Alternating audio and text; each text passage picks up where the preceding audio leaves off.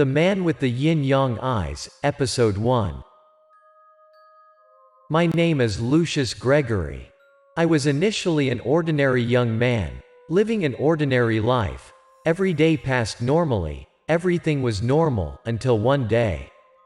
One day, I learned that I was not ordinary. I was a little different from normal people. Every time I walk in the street at night, sometimes you will find me a little bit different because I will move from right to left and then from left to right at a pretty fast speed. At that time, people on the street often looked at me with strange eyes, like looking at a psychopath, but over time I got used to this, so I didn't feel uncomfortable anymore. Many people find it strange and curious. Sometimes they ask what I'm doing, but I can't tell them. I have to hide what's going on. My problem here is, I have a pair of eyes that are not like ordinary people. I can see things that others cannot see with my own eyes. These eyes of mine are not born like they are now. They just have been like this ever since I encountered something in my younger years. When I was 17 years old, I contracted an extraordinary disease, which suddenly came to me, with no warning that it would come. I remember that day, while they were in class, standing on the podium doing homework, I suddenly fainted, causing the whole class to panic. Not long after I fainted, I was taken to the hospital by the teacher. After going to the emergency room, I started having a high fever again. The high fever lasted for several days, and I was always in a semi-conscious state. The doctors at the hospital checked me and prescribed me medicine several times, but my fever didn't go away, and they still couldn't diagnose and test clearly what I had. The symptoms made the doctors a bit confused and worried, and my parents were also confused. But fortunately and strangely, except for the high fever that didn't go away, I didn't have any other symptoms. The high fever lasted for a few more days, then suddenly withdrew. Although I no longer had a fever, the doctors still did not send me home but kept me in the hospital for a while to monitor the situation, and they were afraid that the fever would suddenly recur. So I stayed stupid in the hospital for a few more days. When I woke up, I felt a bit weak from being in the hospital bed for a few days, but other than that, I was fine, with no other symptoms. When I was a little more awake, I got out of bed and walked out of the hospital room to take a few laps to relax my muscles. Lying in bed all day is really boring. I was planning on going for a walk in the hospital corridors a few times. The hospital is always crowded. There is the doctor, the nurse, the patient, and the patient's family. The smell of antiseptic and medicine mixed together penetrated my nose, making me a little uncomfortable. I walked around a few times, looked a few times. Suddenly I was going to a particular part when I stopped a bit, and suddenly I saw some strange people in the crowd. The strange people I spoke of paced back and forth in the corridor like a shadow, surrounded by a cloud of black smoke, and inside of them, there were illusory. The people around didn't seem to notice their existence. This made me feel quite strange and a little bit scared. I was looking at them when one of them passed me. This person looks so blurry, even when this person comes close to me and I can't see their face clearly. Even when that person went a little further away, I saw the vague figure covered in black smoke walking through the wall. When the other person walked through the wall and disappeared, I felt a bit dizzy. My mind stalled for a few seconds. I couldn't believe my eyes anymore. I was dumbfounded for a moment, then ran to the wall and watched it, then reached out and touched the wall. This wall is definitely normal, nothing out of the ordinary. Boy, open your eyes wide and look up at me. I felt panic and ran to the doctor's room to treat me. I told the doctor everything I had just seen. After listening, he said he suspected that my recent high fever had affected my optic nerve, so he referred me to an ophthalmologist. The ophthalmologist did a series of vision tests with me, which he examined very closely. It doesn't matter, and it's probably because my friend is overdoing it or because he's been taking too much medicine lately, so that's why. After a thorough examination, the ophthalmologist made sure that there was nothing wrong with my eyes. As for what I saw, he assumed it was a side effect of the drug, causing me to hallucinate. Although the doctor said my eyes were normal, this new symptom delayed my discharge time, and the doctors told me to stay a few more days until it was fine and then go out. The next few days at the hospital, besides eating and sleeping, most of the time I lay on the hospital bed and stared at the ceiling boringly. One night, I kept tossing and turning and couldn't sleep. So I went out of the hospital room and stood hugging me to watch the night view for solace. That day, I remember standing hugging the railing and catching the cold night wind, and at the same time looking at the night view outside. Suddenly a strange feeling arose in my heart. This strange sensation made it difficult for me to breathe, and a chill ran down my spine. Then, I leaned over a bit and saw a little girl who appeared out of nowhere quietly passing me. This little girl caught my attention.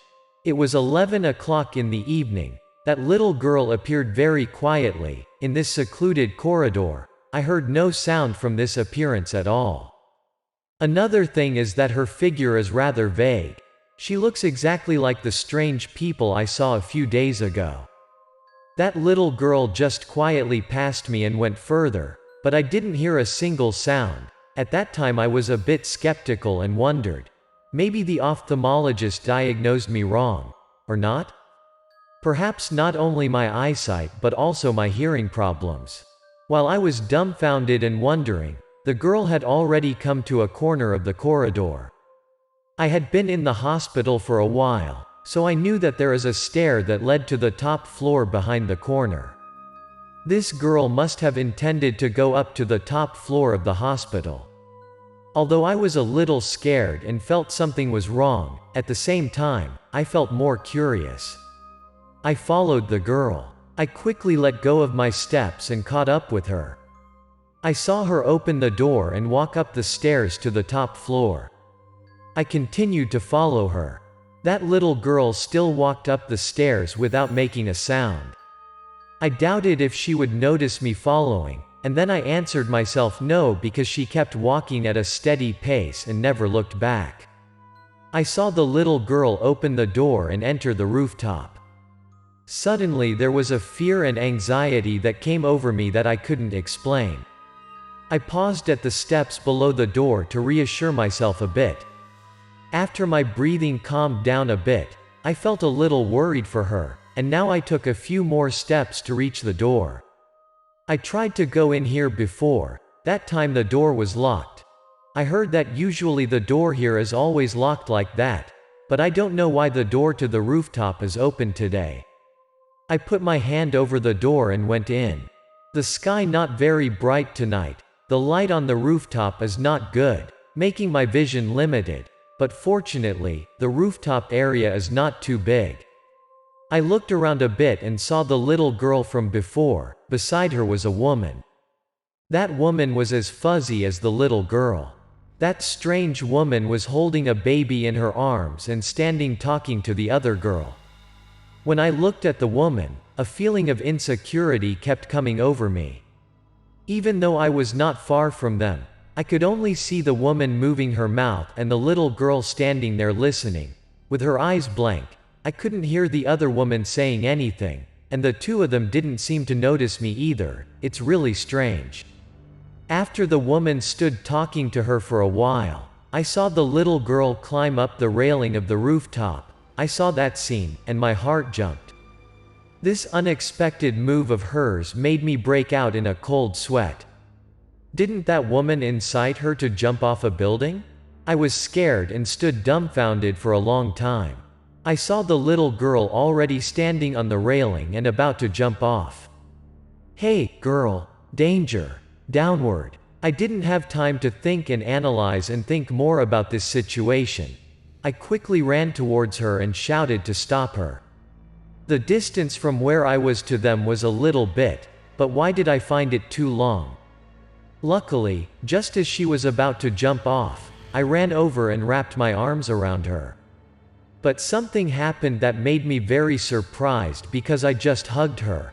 I felt my hand almost touched her, then suddenly my hand was empty, like hugging into the air. The momentum of the hug just now was quite strong, causing me to lose half of my body forward and hang between the railing of the terrace. I fell forward and almost fell from above. I was scared to my heart's content. I tried to regain my composure and stepped back, away from the place that made my heart stop. By the time I got away from that place for a bit, that's when I remembered the woman holding the baby earlier. I forced myself to stay calm and tried to find the figure of the woman holding the baby. I looked behind me and saw that the woman was already approaching the door. I saw her floating on the ground, and I couldn't even see her feet. When she came to the door, she turned and stared at me fiercely. The clouds had cleared away now, and I could clearly see her and the child looking at her hands. Their faces weren't human. Their green faces with their eyes wide open were terrifying, just like the evil spirits I've seen in TV dramas. After glaring at me, she carried the baby flying through the door, and then the door was closed with great force. I felt scared and dared not stay on the rooftop any longer. I staggered back to the ward and got into bed, covered with blankets. The following day, when a nurse came to check on me, I took the opportunity to ask her about the girl I met yesterday. I described her appearance for a while and wondered if there was such a girl in this hospital or not. The nurse said that in the hospital, there was a little girl like the one I described.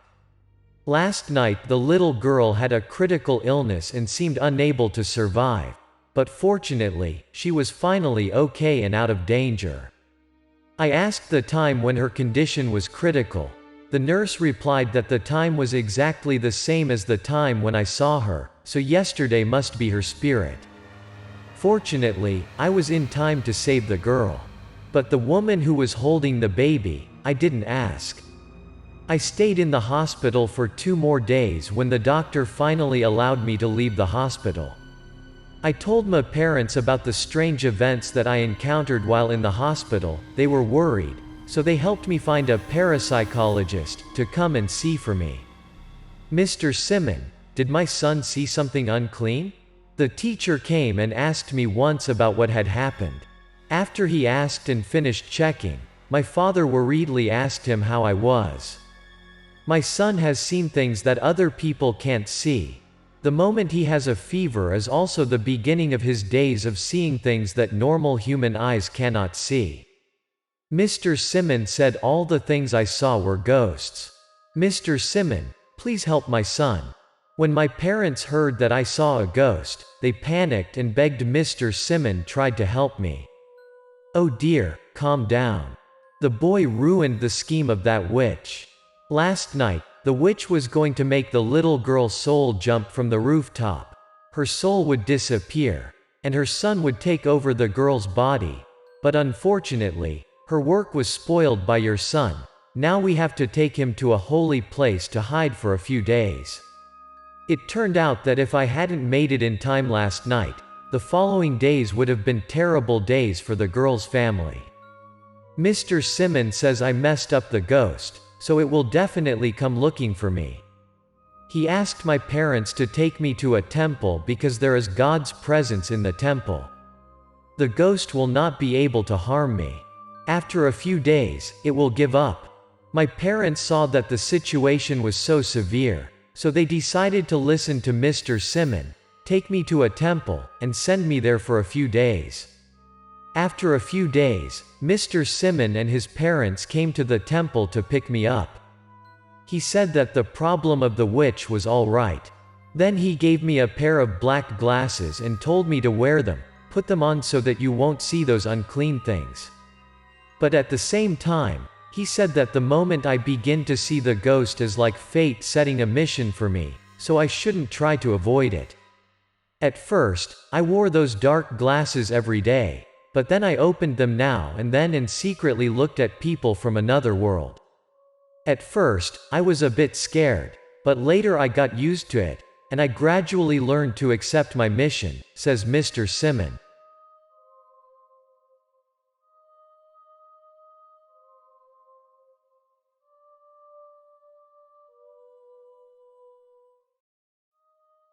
The Man with the Yin-Yang Eyes, Episode 2. It's me again, it's Lucius Gregory.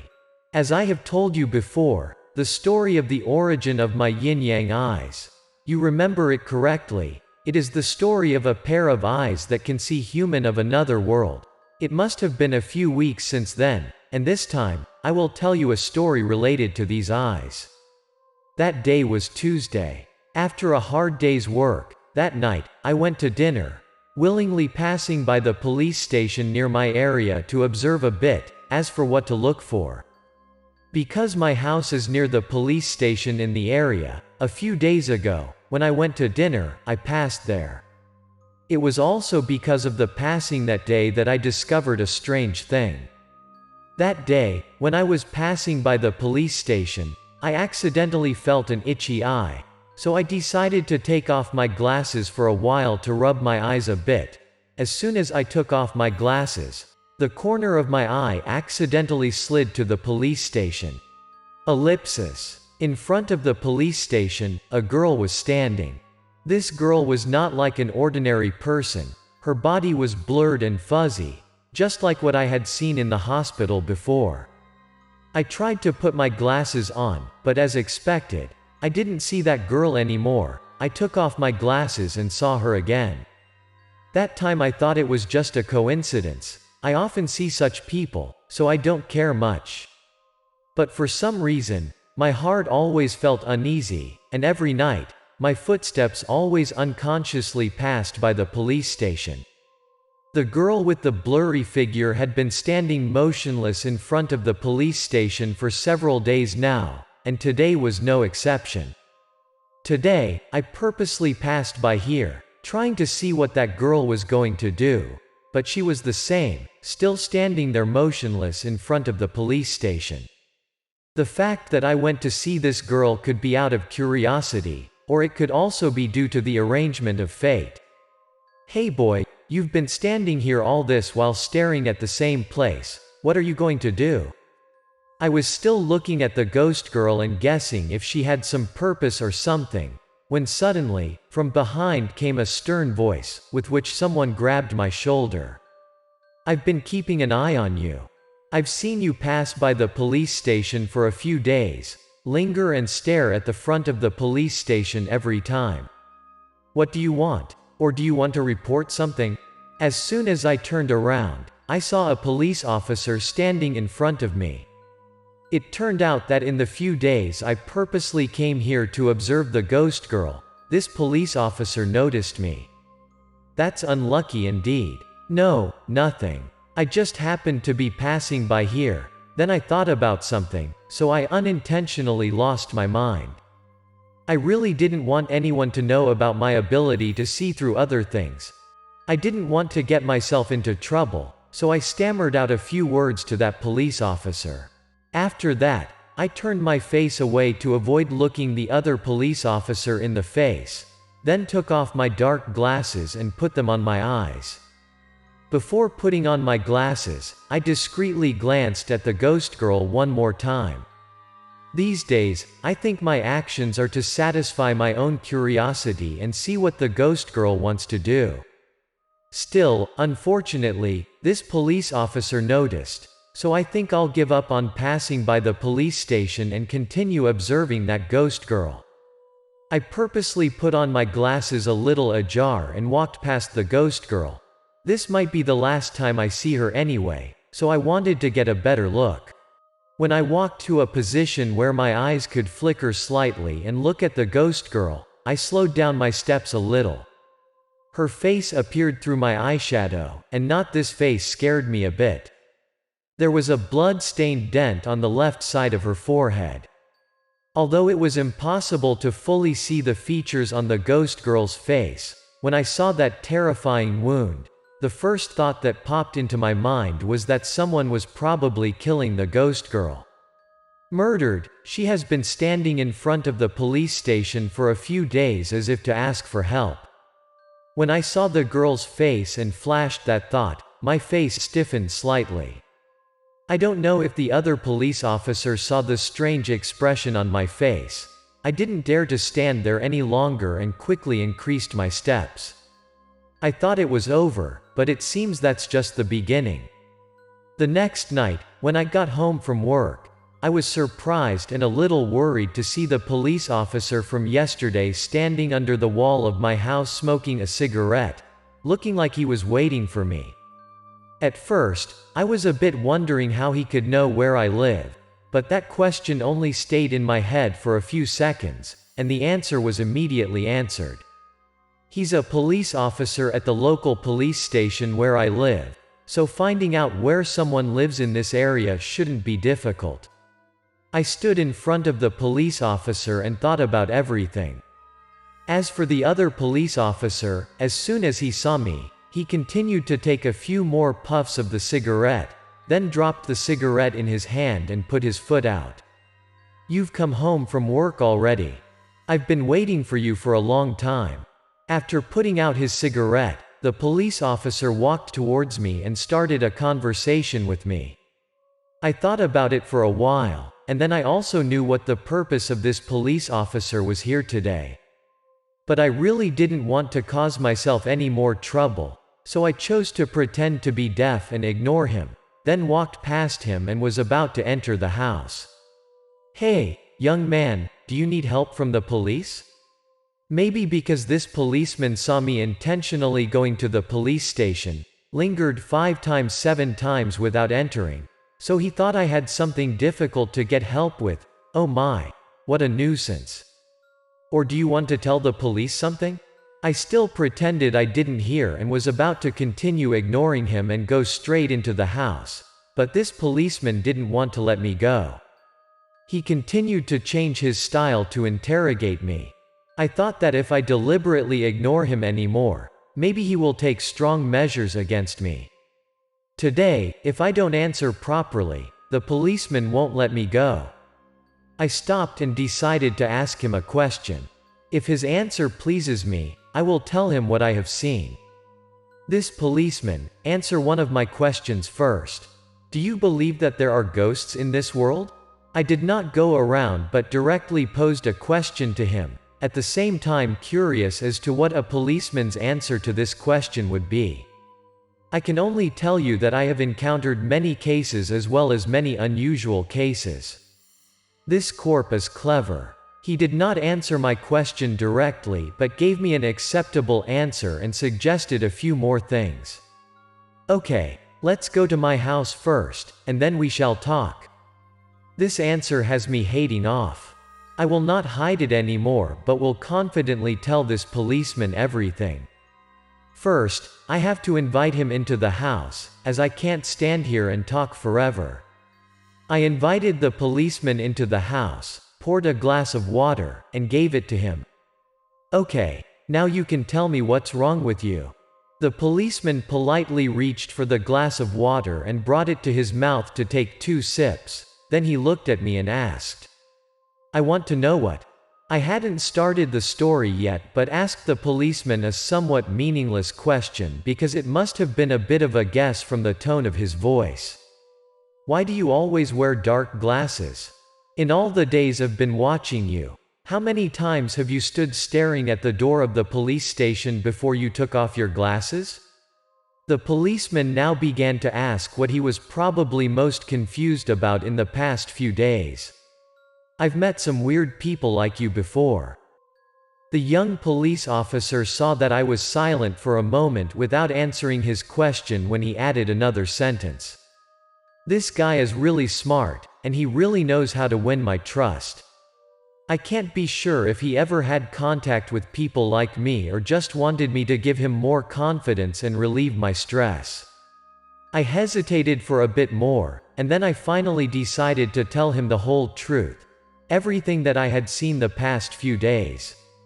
My eyes are not like others. I moved my lips and began to speak. As I said that, I took out my sunglasses and revealed my uncharacteristic eyes. I have a pair of eyes that can be called yin-yang eyes, can see ghosts and other things. I spoke for a while, then stopped and looked at the other police officer. I saw that his face was still normal, only his eyes were a little surprised, but he still sat there and listened to me silently without any other reaction. I continued to speak. I saw a ghost girl, standing in front of the police station for several days in a row. Out of curiosity, I went there on purpose. I began to talk about the critical point, which would probably also be the issue that the other police officer wanted to know. I got it. You don't need to say more. Now let's go to the police station with me. The police officer was sitting quietly listening to me. When he heard that, he suddenly stood up and invited me to the police station with him. It looks like it's okay not to go this time. Looking at the policeman's face, it seems that he won't listen to me anymore. Midnight, what a nuisance. I scolded a few words in my mind, then put on my glasses and followed him to the police station. The ghost girl remained motionless in front of the police station's door. I glanced at her for a few seconds and then followed the policeman into the station. "Hello, Director Lee." Once inside, another police officer passed by and said hello. I was pretty surprised when I heard that this young policeman has already risen to the position of superintendent at the police station of an area. Mr. Lee took me to his office. Then he sat down at his desk, turned on his computer, opened a file, and looked for something. "Hey man, you take a look here and see if that girl is one of these people." Policeman Lee opened a photo and that photo stitched together pictures of many people. He told me to look and find out if the ghost girl standing in front of the police station looked like any of them. It does not surprise me. I dimly thought that the ghost girl might be involved in some case that this police station was handling recently. I carefully recalled the face and figure of the girl standing outside, then looked at the pictures and compared them. It looks like this girl. I compared it back and forth like that, and then I realized that a girl had some similarities with the ghost girl's shadow outside the police station door. I reached out and pointed at the computer screen, pointed to a collage of some of the people in the photo, and confirmed that more than 70% of the girl and the girl at the door were the same. A week ago, a couple came to report, and they reported to the police that their daughter was missing. But until now, a week has passed, but the police still have not found the girl's whereabouts. We also anticipate the worst-case scenario, unexpected. Officer Lee told me the source of the girl in the picture. Can you communicate with that ghost girl? When he finished, he paused for a moment, then looked at me and asked if I could talk to the ghost girl. I tried many times, but couldn't. I negate Police Lee's question. I've tried communicating with other ghosts a few times before but couldn't. A few days ago, I tried with the spirit of the girl and couldn't either. I could only see them, and there seemed to be some barrier separating me from communicating with them, since humans and ghosts were initially in two different dimensions.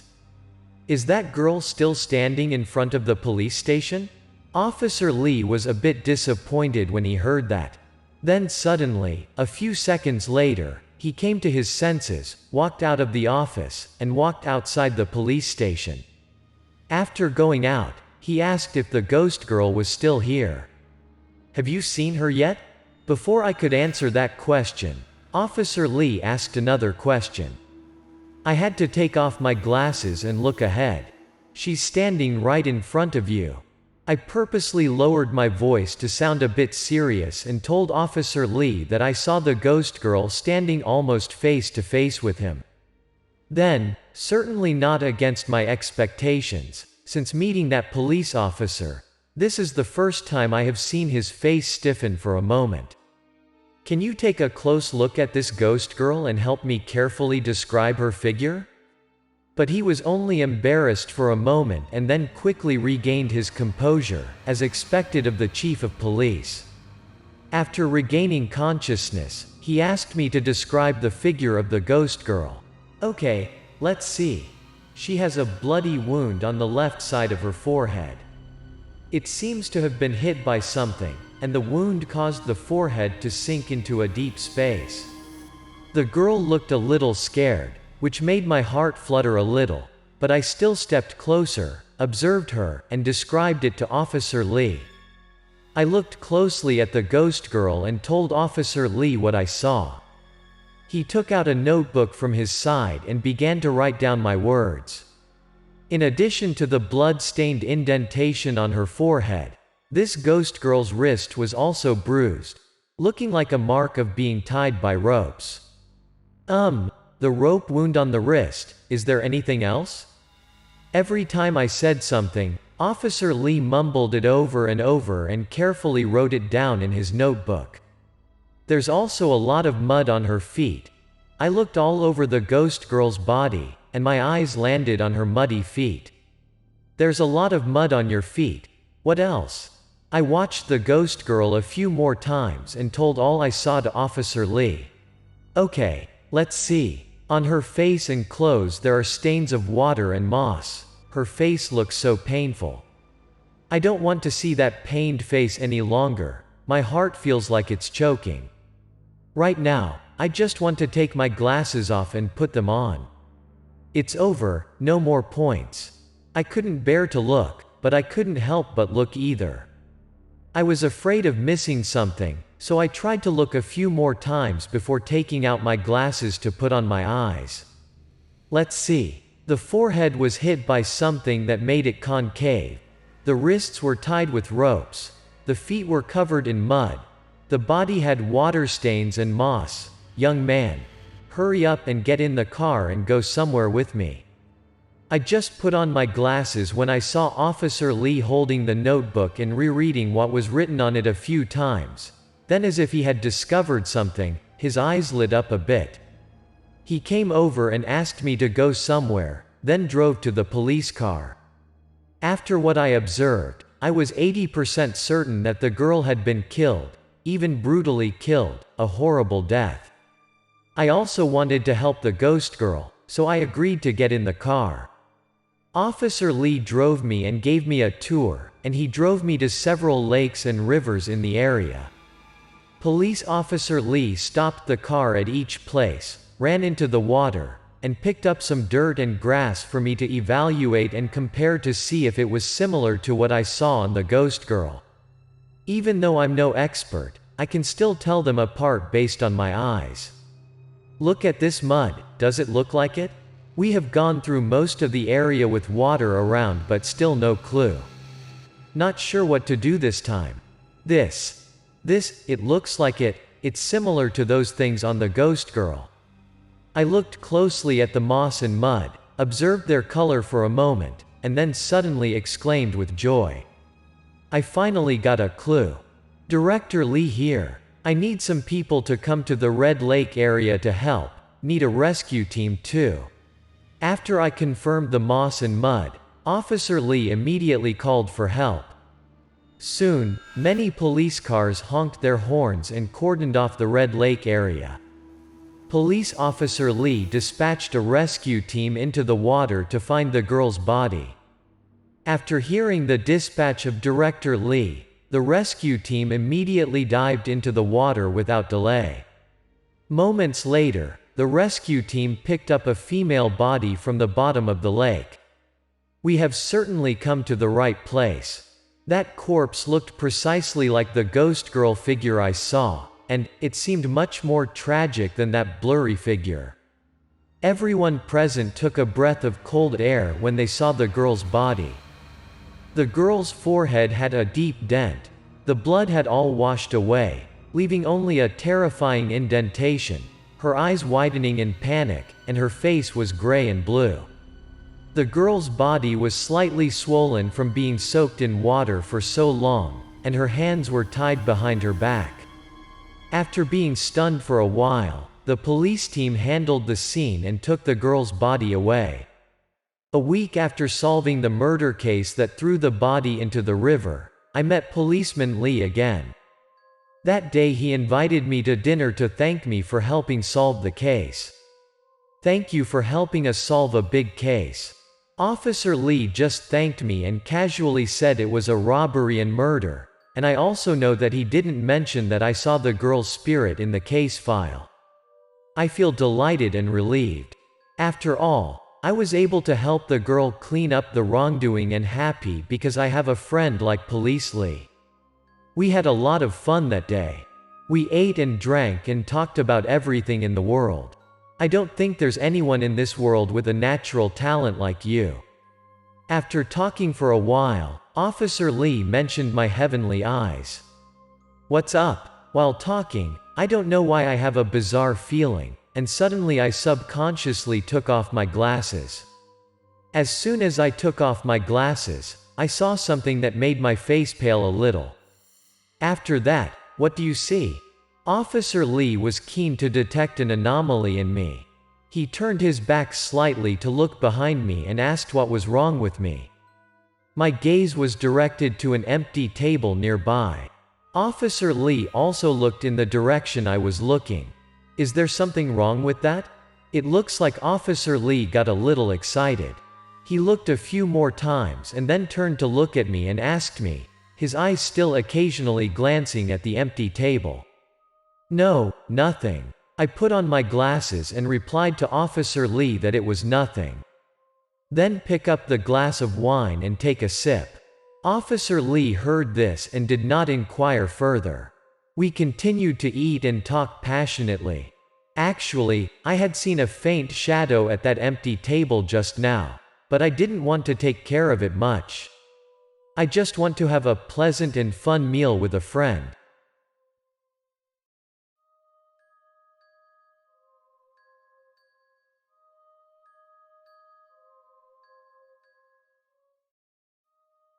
The Man with the Yin-Yang Eyes, Episode 3. It's me again, a guy who looks nothing special but turns out to have yin-yang eyes that can see ghosts. I'm Lucius Gregory, you guys remember me, right? Since the ghost girl was murdered last time, it's been a long time since I last saw you. I thought it was okay after that, who knows? Well, let me tell you a story related to these annoying evil eyes. About 2 weeks ago, one night, I came home from work as usual. I don't know why that day, but I was inspired to take a different path than usual. Everything was fine until I passed an alley when I had a strange feeling. It was as if it was constantly urging me to take off the glasses on my eyes. I couldn't resist the hateful feeling, so I reached up and took down my glasses. As soon as I took off my glasses, I saw a strange man. It turned out that I came again. I accidentally re-encountered ghosts. But when I regained my senses and looked closely, I discovered that this man was quite strange. He looked completely different from the ghosts I had seen before. The man in front of my eyes at that time was like a lump of black coal. His whole body was black. I looked at him for a moment and guessed that he was most likely burned to death, so he was black as coal. I stared at him for a moment. After standing in the alley for a while, he turned and walked towards the main road. I was still standing there and staring at that burned-out ghost. He's getting closer and closer to me. I could see him clearly, but of course, he couldn't see me. He just kept walking straight past me. Somehow, as soon as this ghost left, my nose picked up the faint burning smell on him, but when I smelled it again, there was no burning smell at all. Maybe the burning smell I smelled earlier was due to a psychological effect, or it could be that the smell was just faint and then dissipated. I used to hate trouble. Although it is normal, sometimes I still take off my glasses to see the ghosts wandering around. Still, most of the time I choose to just look at them for a while and then put them back on and ignore them. But sometimes there is the exception, like the ghost girl in front of the police station last time, or like this charred man. Maybe part of his strange form makes me quite curious. That's why this time I didn't ignore him, I followed him. I wanted to see where this charred ghost wanted to go and do. The charred man kept going and going until he came to a rather large but seemingly deserted restaurant lying on the street and stopped. I thought about what he would do, but no, the ghost just stopped and looked at the bar for a while, maybe half an hour. Half an hour later, he turned around again and went to another large restaurant on the opposite side.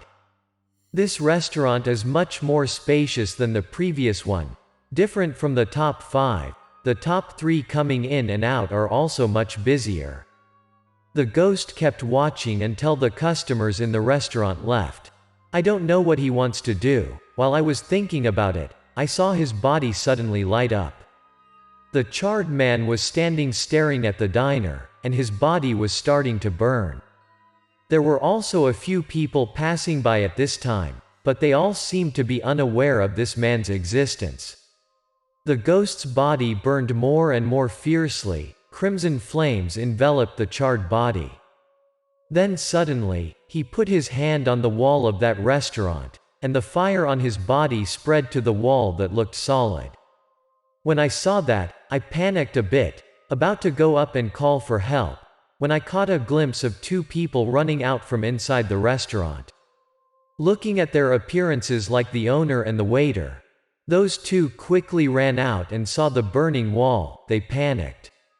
Then I saw them rush into the store, bring out large buckets of water, and start slamming against the wall to put out the fire. Who burned it like this? Why is a brick wall like this so easy to burn? I don't know who we've offended, but 5 times 7 times. Even though I was standing some distance away, I could still hear the angry voice of the waiter. From the tone of his voice, it seemed like this had happened many times. I don't know, it's frustrating. The owner of the restaurant followed the waiter's words. The fire on the wall was basically extinguished, but this time something else happened. The other ghost, who was standing behind the 2 of them, suddenly extended a flaming hand towards the inn's owner. But the ghost's flaming hand could only penetrate the innkeeper's body without causing any harm to him, different from just a little touch that set the wall on fire a few minutes ago. It seemed that the innkeeper felt something. I saw him turn his head and look around a few times. When he turned his head, it seemed that the innkeeper couldn't see the ghost either. But he saw me and looked at me.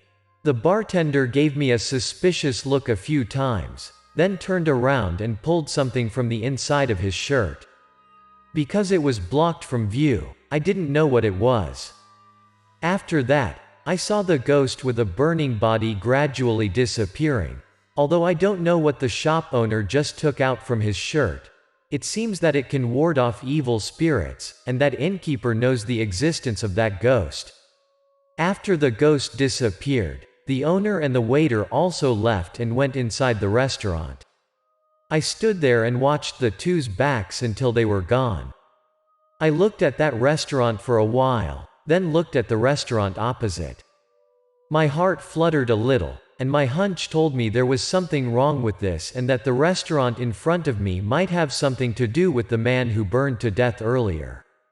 I hesitated for a moment, then decided to step inside the restaurant.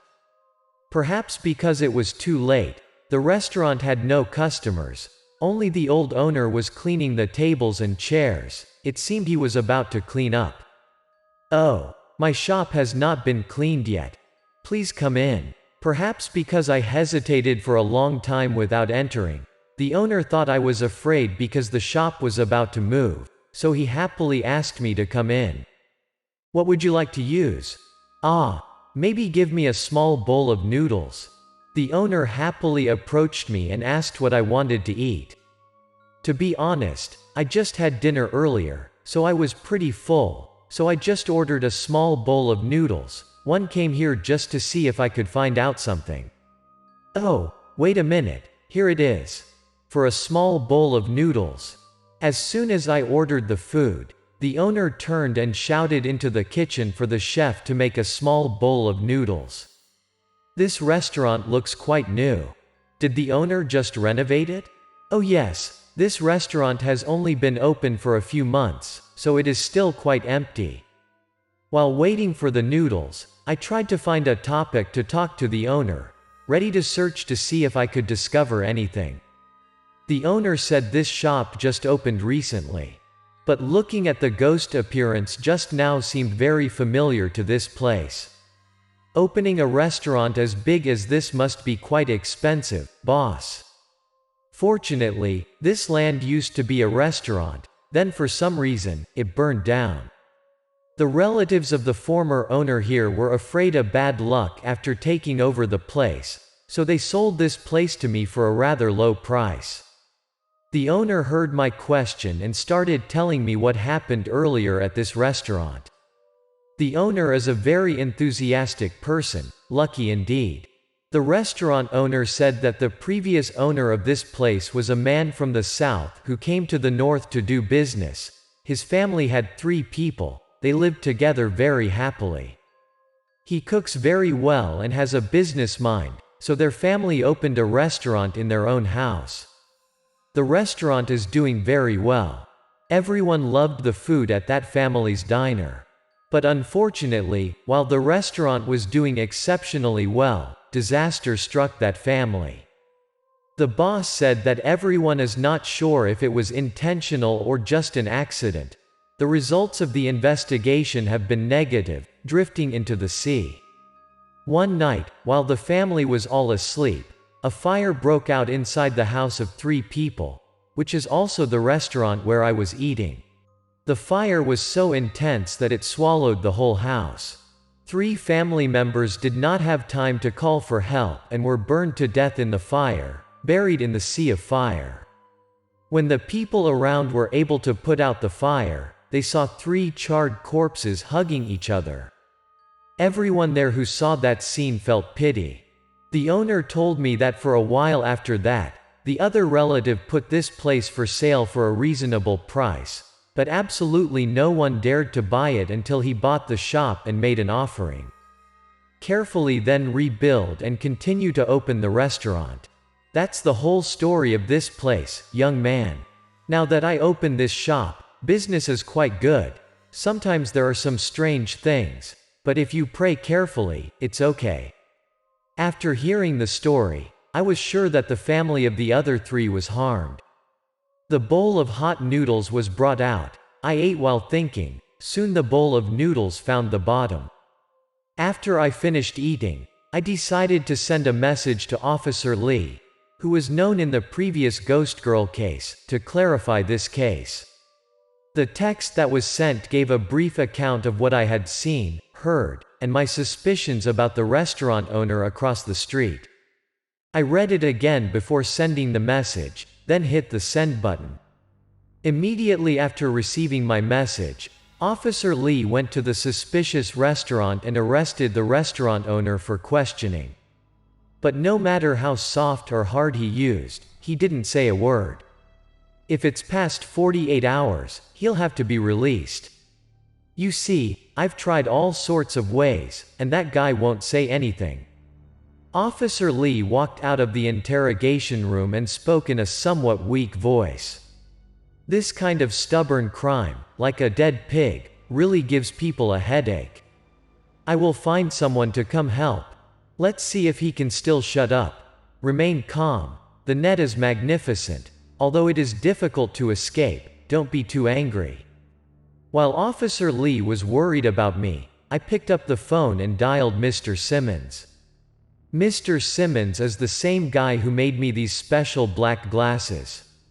Mr. Simmons, right? I would like to ask you for a little help. There is a case, and the police have a little difficulty in the investigation process. Mr. Simmons quietly listened to me detail this case over the phone. As soon as I finished, he happily agreed. Mr. Simmons came and handed me a box that looked like an ointment. He has a necklace with a Buddha talisman on it, and you should try to apply this on the card. After talking and listening to Mr. Simmons gave instructions, I hung up the phone, went to Officer Lee, and gave it to him, telling him to be careful. Okay, let me take care of that damn criminal. It seems that after Officer Lee learned that there was a way to get the other man to confess, he was very excited. Officer Lee hurried into the police station, and I went to the police station's back to meet Mr. Simmons. "Mr. Simmons, you can start now." Mr. Simmons had been waiting at the rendezvous place for a long time. Our position was at the back of the room, where they interrogated the criminal. "Okay, it'll be over soon, you go back for a bit." Mr. Simmons told me to stay away for a bit. Then I saw him bite his finger a little bit, and blood came out from the tip of his finger. Then I saw Mr. Simmons drew something on the wall with his blood-stained finger, mumbling a little while drawing. "Okay, now you can go inside to see the situation." As soon as he finished drawing something on the wall with his blood, Mr. Simmons asked me to go in and see what was going on in the interrogation room, so that the policeman could say a few words and call him out. I went to the interrogation room and did as Mr. Simmons. I'll let Officer Lee say a few more words and then call him out and leave the other man alone inside. "Oh, the murderer believes in Buddha?" Officer Lee looked at the Buddha card and raised his voice to provoke the man, who remained silent and did not utter a word. "Tisk tisk, I believe in Buddha too. It is said that if a person does evil, there will be no Buddha to help him." Inside the interrogation room, Officer Lee held a Buddha card that was worn around the man's neck and stroking it with his finger. On Police Lee's finger was an ointment made by Mr. Simmons gave it earlier. Great public announcement. If I say it out loud, it's a little more pleasing to the eye. Before going out, Officer Lee still tried to add a sentence, but the man was still as dumb as a mussel. Officer Lee went out and closed the interrogation room door, then lit a cigarette. I looked inside the interrogation room and took off my glasses. Not long after, indeed, the burned-out man appeared and stood behind the criminal. This is the ghost that I asked Mr. Simmons helps make him manifest again. At this point, it seems the criminal also sensed the burned man. That is probably because Mr. Simmons put his hand on the ointment. I saw the criminal trembling. The criminal wanted to dodge as the burned-out man dived towards him with his body ablaze. But the small interrogation room had nowhere to hide. He quickly felt the heat of the fire. "Help me." The criminal inside the interrogation room was quickly hurt by the burning sensation of fire all over his body. He kept crying and crying for help. I told all. I burned the place and killed them. Forgive me, forgive me." In the end, he couldn't take it anymore, so he shouted his confession. He claimed that he burned the restaurant and killed all 3 of them because he was afraid they would take all his guests. "Mr. Simmons, it's all over." I called Mr. Simmons and reported the situation here. "Okay, you and Mr. Simmons go home and rest. We'll take care of the rest here." After I hung up, Officer Lee looked back at me and told me to go home and rest. Did everything go well? I went to the back of the police station. Mr. Simmons was still waiting there. As he sees me come back, he asked me about the course of things. "It's all fine. That guy confessed, the ghost also disappeared." I told him briefly the whole incident earlier. "It's good now. That burned-out man has fulfilled his wish and can be reincarnated. Come back with me for a while." Mr. Simmons smiled and mumbled a few words and then told me to go home. "I heard that last time you helped the witch to fulfill her wish. This time you helped the family of the other 3 regain justice. What a good deed. Your ability can help a lot of people, so keep it up." Along the way, Mr. Simmons always talks about my yin-yang eyes.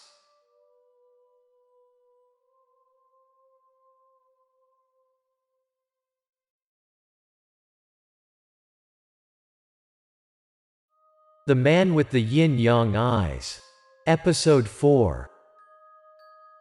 I think all of you will not feel unfamiliar with the name Lucius Gregory, right? Yes, that's me, a guy who looks very ordinary with nothing outstanding. But I have a unique feature that is different from other people, which are my eyes that can see through yin and yang. The time I met you not long ago must have been the time when I told you the story of the burning ghost, right? I'm back today, which means I have another story to tell you guys. It was just a normal day like any other day. I leave work and go home on the familiar road I pass every day. But the strange thing is, when I was walking to an intersection, I felt something weird. The feeling of wanting to take off my glasses came back to me. I didn't have time to think much, and the action was faster than my brain. When it came to my senses, I found that I had already reached for my glasses. Right in the middle of the intersection, I saw a blurry figure, apparently a boy. That blurry figure kept circling in the middle of the crossroads. No matter how many cars passed through, the boy was still just hanging around like that. As expected, this time I had to deal with one more thing about ghosts. I stepped a little closer to the boy's ghost to take a look. I saw the boy's face and felt pity. His face was crushed on the road, one side was completely destroyed, and there were dried bloodstains on the face and body. I watched for a while and speculated that maybe this boy had died in a car accident, and that the car accident happened at the crossroad where he was hanging around. The boy didn't seem to be aware of his death or something. I stood there for a while and only saw the boy standing there bewilderedly. The lines of traffic passing through his body, it was strange. I don't know why the boy's spirit keeps hanging around. I looked closer a few times and saw that there were still some bloodstains on the ground. The bloodstains still looked very new. Maybe the accident happened just recently. I wanted to ask the boy why he kept hanging around, but unfortunately, I couldn't communicate with the ghost. I need to find someone to help this boy. If he stays here forever, he will become a vengeful spirit. Here, take it. Let's have a cup of tea first, and then we'll talk. When encountering such things, the person I can think of is of course Mr. Simmons. I quickly took a taxi to go to his house to ask for help. Mr. Simmons always told me to remember to use my unique eyes to help others, so he seemed to know what I was here for today, and was very happy to invite me in. According to what you told me, I understood a bit. That child is currently locked in a soul at that intersection. I drank some tea and then told Mr. Simmons what happened earlier and asked him if he could help the boy.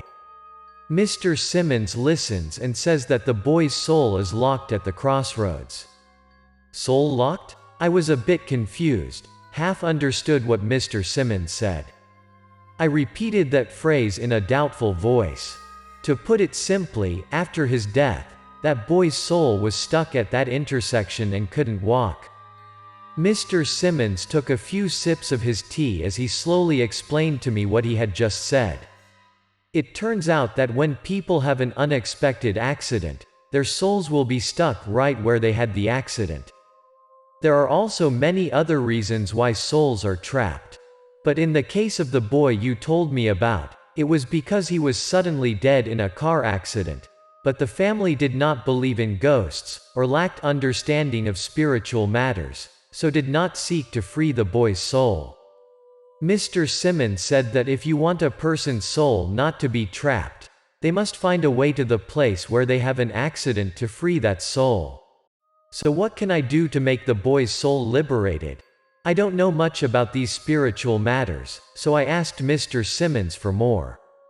There are many ways. The easiest way is to invite spiritual masters or a shaman to go there directly to recite the transcendental mantra for the boy's spirit. There are also a few other ways. As if I had one method, that was to bring the boy's family to the crossroad where the boy had the accident, let them hold a bell with a few drops of their blood, cover it with a red cloth. Then walk around there ringing the bell and summoning the boy's spirit, letting him know he's dead. Then say the transcendental mantra, that's it. Mr. Simmons, still neither fast nor slow, answered my question slowly. That's why as soon as someone has an accident, people often invite the master to come and burn votive paper. Mr. Simmons also said that if the soul is left there without helping it escape, it will either become a resentful spirit and harm people, or it will cause it to be scattered, forever unable to be reincarnated. How to find the boy's relatives now? Don't you have a friend who is a police officer? I wanted to help him but still couldn't think of any way to find the boy's relatives. Suddenly Mr. Simmons reminds me that I have a cop friend. Oh my gosh, it's my mind. Then I can forget about Officer Lee. Remember and follow the method I taught you and you will be fine. I said goodbye to Mr. Simmons and left. Before I go, Mr. Simmons handed me the bell and red cloth, then warned me to be careful again. I didn't want to delay too long, so as soon as I walked out the door of Mr. Simmons, I took out my phone and called Officer Lee right away. I briefly recapped the whole story and asked Officer Lee to help me find out where a recent car accident was compatible with the boy's case and asked him to help find information about his relatives. Certainly, Mr. Simmons prompts just in time. Officer Lee told me to wait a moment, and a few minutes later, he sent me the name and address of the boy's relative. I sent him a text thanking him and rushed to catch a taxi to their house. I gave the address that Police Lee had provided to the driver, and he drove me to an apartment complex. I went in and took the elevator to go up to the apartment of the boy's relatives. While standing in the elevator, I thought about explaining and telling them about the boy's soul. I've reached the place and still can't think of how to say it well. I've been standing in front of the door for more than 10 minutes and still haven't dared to raise my hand to knock.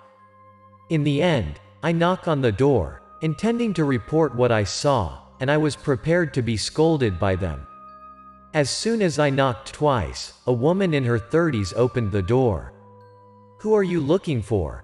The woman looked rather emaciated, her face extremely sad and lifeless. She opened her question to me in an indescribably choked voice. I observed that and thought I had found the right home. "I saw your son, the boy's soul." I hesitated a bit and stammered. Even though I was prepared to be scolded and sent away, I still hesitated when I said it.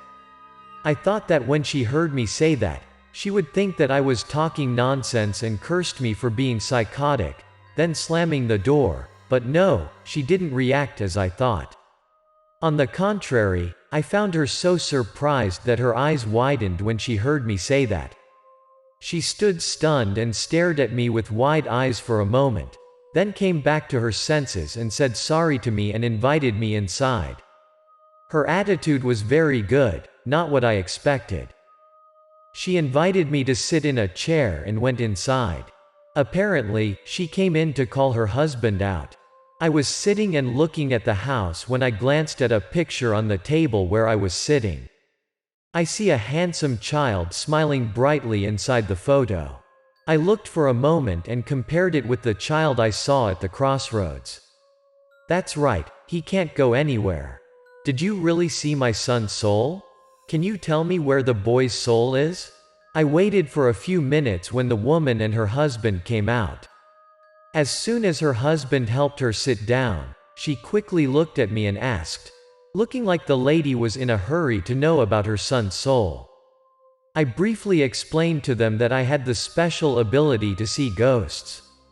And then just now, about 2 hours ago, on my way home from work, through an intersection, I saw the boy's spirit, then asked someone to help find their address and came here. After hearing everything I said clearly, the woman covered her mouth with her hand and sobbed, her tears pouring like rain. The husband next to him had tears in his eyes as well, but he seemed to be a bit calmer, and he told me about what had happened to their baby boy.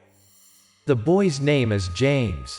About 4 days ago, James told his mother that the school offered basketball, so his mother took him to a store to buy him a basketball. James was extremely happy and hugged the basketball all the way. While the boy was playing with the ball slipped from the boy's hand and rolled into the street, and the boy quickly ran after the ball. The boy's mother saw this and quickly ran after her to stop her son. But unfortunately, James ran too fast and his mother could not keep up. As soon as the boy ran out into the middle of the road, a car sped up. The incident that day happened very suddenly. The car driver did not have time to brake, so the car hit the boy, blood splashing. The woman, who was also the boy's mother, witnessed the whole painful scene. When he finished speaking, the husband could not hold back his tears anymore.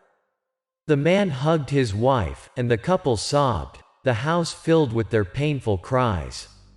In the days of the boy's death, the couple had trouble eating and sleeping. Especially the wife, she cried all the time and couldn't stop. At night she kept dreaming that her son was looking for her. She said her son came looking for her in a dream, and he said he didn't know where he was. He wanted to go home. He wanted to see his mommy. The boy said that outside where he was standing, it was cold and hot, uncomfortable, and his body was getting farther and farther away. After each dream, the mother wakes up with tears on her face, and they don't know what to do. They don't know anyone with spiritual abilities that they can trust. Because of those dreams, when I said that I saw the boy's soul, the woman did not scold me for my nerves and did not overreact, even believing me unconditionally. I waited for them to calm down a bit, then told them briefly about the boy's situation and the psychedelic that Mr. Simmons taught me. They also did not want their son's soul to stay there forever, so they agreed with me. I did not hesitate any longer, but quickly took out 2 bells and red cloth from my pocket that Mr. Simmons gave out. I told the woman who cut her hand to put a few drops of blood on the bells. Listen to Mr. Simmons said, when the blood of a loved one and the sound of the bell are mixed together, it will help the soul to have a little more consciousness and escape more easily. Everything is ready. I put a red cloth over the woman's eyes and called a taxi to take them straight to where I saw James. Mr. Simmons told me to cover the red cloth carefully. Because when ringing 2 bells soaked in blood and calling someone's name in the night can attract some other evil spirits, and the bellbearer can see them. If the woman sees them and panics, it will all be ruined. Soon the taxi driver drove us to the intersection. I got out of the car. The man also helped his wife down and followed me to the middle of the crossroad, where the boy had an accident. Since the boy's accident, the boy's parents, because of their grief, have never crossed this crossroad once. They are afraid of remembering that horrible memory. Standing here this time, their legs trembled with pain. Okay, you can start now. The woman was trembling and in tears. I also felt a stinging sensation at the bridge of my nose. But in order not to be late, I urged them to perform the ritual quickly. James, where are you? Mommy is here, come here quickly with me. The woman was walking while ringing the bell, constantly calling the boy in her mouth. The sobbing and sad voice echoing in the dark night made me feel a pang in my chest. I raised my hand to take off my glasses to have a look. James, come follow me. I saw the spirit of the boy following the woman. Fortunately, apart from the boy's soul, there were no other evil spirits. James, Mommy here. Mommy misses you so much. The mother kept calling in a trembling voice. The boy's father and I followed behind the woman. We went behind to keep the woman safe, and I also wanted to keep an eye on the situation. Young man, is my child following me? Can I see him for a moment? The woman led the boy's spirit to the place where their family lived. I approached the boy and drew a circle under his feet. Mr. Simmons said I had to do it to stop the boy's spirit from following me. As soon as I finished drawing the circle, the woman asked me if I could take a look at the boy. Your son is inside that circle. but normal people can't see ghosts, son. I'm here. I really want to help her, but I don't know how. I can only say that her son is inside the circle I just drew." Before I could finish my sentence, she was already running over there. "Let me hold you one last time. Mommy miss you so much, son." I see the woman hugs her son. I don't know if she saw the boy or if it was just a coincidence. The woman hugged her son and sobbed. "Okay, now let the boy's soul escape. We both are very grateful to you. Please just do what is necessary." After a while, I told them it was time to let him go where he needed to go. The man bowed and thanked me. I follow Mr. Simmons taught and read the transcendental spell to the boy. The boy's soul gradually disappeared. "Our son has gone to heaven, my dear. It no longer has to suffer. I've completed my quest to help the boy. When I finished what I needed to do, I slowly left the place." In the background, the couple is comforting each other. I go back home and think about the past. I feel pretty proud of what I have done and helped many people.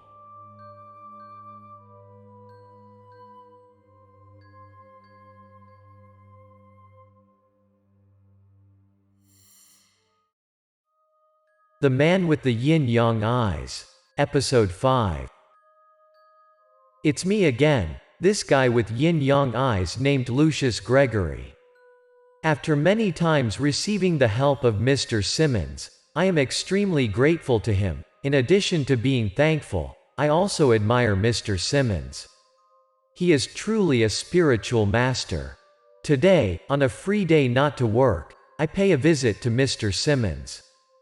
Mr. Simmons was very welcoming to me, and he even made a nice pot of tea on the day of my arrival. I am increasingly interested in spiritual matters that Mr. Simmons knew. That's why I kept asking and listening to him tell about ghost stories and cases where Mr. Simmons met. Let's have a few more drinks. Drinking tea is very good for health.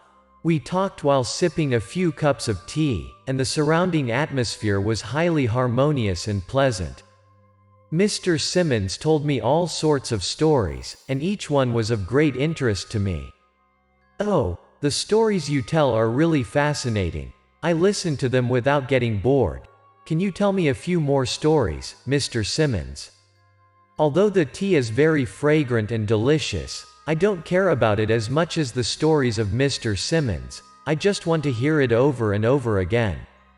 I'll have a guest in a little while, and I'll tell you more when I have some free time. Mr. Simmons said he had a visitor in a moment, so he had to stop telling me the story. When he got the chance, he would tell me again. After he finished speaking, he took a few sips of his tea and looked towards the door. I was a little disappointed, but that's okay. I also followed Mr. Simmons looked out the door. I had just moved my eyes to the door when there was a knock on the door. It seems that Mr. Simmons had already guessed when the guests would arrive, and he timed it precisely. The knock on the door sounded for the second time, and Mr. Simmons got up and opened the door for the visitor. "Come on, Mr. Smith. I've just made a nice pot of tea. You've got a drink today." The person who came was a stout middle-aged man with a bald head, followed by another tall, muscular man, probably his bodyguard. Mr. Simmons invited them into the house, took a seat, and handed the chubby man a cup of tea. The bodyguard stood silently behind. "I came here today to ask you to help me with another troublesome matter." The man surnamed Smith seems to have known Mr. Simmons before that. He talked to Mr. Simmons while he glanced over at me and nodded politely. They didn't seem to mind having me here, so I sat there listening to their conversation. When I called my grandfather, I briefly told him that I had just bought a mansion in the Silver Lake area. "The trouble this time is because of the new mansion you bought. It is said that Mr. Smith is the owner of a rather large e-commerce company, and he is wealthy. A few days ago, he just bought a villa but did not expect trouble inside the mansion, so today, he came to ask for Mr. Simmons's help. Really, last time he just talked about buying a villa, but Mr. Simmons figured he might be in trouble. There are ghosts inside the mansion I just bought. This has made me unable to eat well and sleep well for days. When I heard that the mansion was haunted, I was a bit surprised. I glanced at Mr. Simmons and of course, Mr. Simmons wasn't surprised at all. "Oh, is there a ghost in the mansion? Tell me a little bit about that." "Last time I told my grandfather to buy that villa. It was fine for the first few days when I moved in, but at that time I still hadn't slept in that villa, until one night I finished cleaning and I slept there." "What happened?" Mr. Simmons took a sip of tea and listened to Mr. Smith tell stories about his mansion. I sat next to him and listened. Mr. Smith said that the villa was sold to him by a person for a relatively low price. He bought it and renovated it, cleaned it up, and moved in. On the first night he slept there, something terrible happened. Mr. Smith divorced his wife due to too busy at work. There was no one beside him in the last few years. He often slept alone at night, and he got used to it. But the first night he slept inside the mansion, Mr. Smith felt unusually cold. He didn't sleep well, kept turning around but still not comfortable at all. He said not only was it cold at that time, but he also felt an invisible pressure coming over him. After not being able to sleep for a while, he felt uncomfortable and decided to get out of bed and walk around a few times. But as soon as he opened his eyes, he saw something horrifying. At the top of his head at that time, there was a woman hanging, with a fierce face glaring down at him, looking very scary, not human at all. This scared him, and he cannot react or do anything, just lying there. Suddenly, the woman stretched out her hand with its sharp claws and rushed down to where Mr. Smith was lying. Only then did he come to his senses. But the female ghost quickly grabbed his neck and tried to squeeze him. He felt helpless to resist, and his throat was choked, making him almost stop breathing. Mr. Smith said that he thought he was going to die. Suddenly, he glanced at the necklace with the talisman that Mr. Simmons had given it to him at the table right next to it. He grabbed hold of the string and threw it at the witch. The talisman was indeed helpful. The female ghost screamed in fear and disappeared. As soon as the ghost disappeared, Mr. Simmons picked up the talisman and sat up. He rubbed his aching neck and nervously looked around the house. That night he did not dare to sleep again. The house was empty, and it was unknown where the ghost was hiding. Mr. Smith was afraid to sleep there but went to the hotel to sleep for a few days. When he was less busy, he immediately came here to find Mr. Simmons to ask for help. "I got it. Now let's go to that mansion. I will help you deal with it."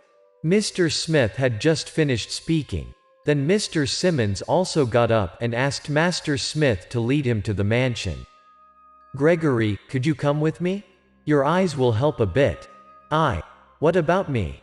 "Oh yes. I was just about to leave when Mr. Simmons called me back and asked me to come along." I was a bit surprised but also thrilled. I have long wanted to experience more ghost stories with Mr. Simmons already. We went out of Mr. Simmons's place and sat inside Mr. Smith's luxury car. The bodyguard cum driver earlier workers spiraling ride on the way to Silver Lake, where the mansion of Mr. Smith. The car drove fast for more than 20 minutes when we reached the villa. The villa that Mr. Smith recently bought is a huge villa with a spacious garden. "Mr. Simmons, young man, just the two of you in." Mr. Smith politely invited Mr. Simmons and me to go inside the mansion. To be honest, the money to buy this villa should be enough for me to live for several lifetimes. After entering the gate, we passed through the garden and entered the mansion. Master Smith opened the door, Mr. Simmons and I entered first. Mr. Smith walked behind us. Mr. Simmons turned off the lights inside the mansion, leaving only a dim light enough to see. As soon as he turned off the light, I immediately felt a rush of cold air. "Mr. Simmons, do you feel anything? Why is it so cold?" Master Smith was scared. Trembling asked Mr. Simmons. He didn't even dare to look around. "Open your glasses and look." Mr. Simmons did not answer Mr. Smith, but turned to the back and told me to take off my glasses and look. I think Mr. Simmons saw that ghost, but he must have given me a chance to use my abilities. I then listened to Mr. Simmons, took off my glasses, and looked up around the mansion. Finally, I found that ghost in a corner above the ceiling. It was a female ghost, dressed in white, floating in the air. The female ghost has a fierce face and staring down at us, but strangely it didn't dare to do anything. I guess maybe it's because she's afraid of Mr. Simmons. You've seen her, haven't you? I will talk to her. Can we talk? Why don't you go where you need to go and stop making trouble here? Although I guess Mr. Simmons had seen the ghost, but I didn't expect him to be able to communicate with it. He ignored my question and raised his head to communicate with the female ghost. "The owner of this house killed me. I want to get revenge." That female ghost heard Mr. when Simmons asked that. She shouted fiercely. Her face was filled with hatred. "I want to get revenge. Let me avenge that mortal." She was very fierce. But perhaps because there is Mr. Simmons is here so she can't do anything.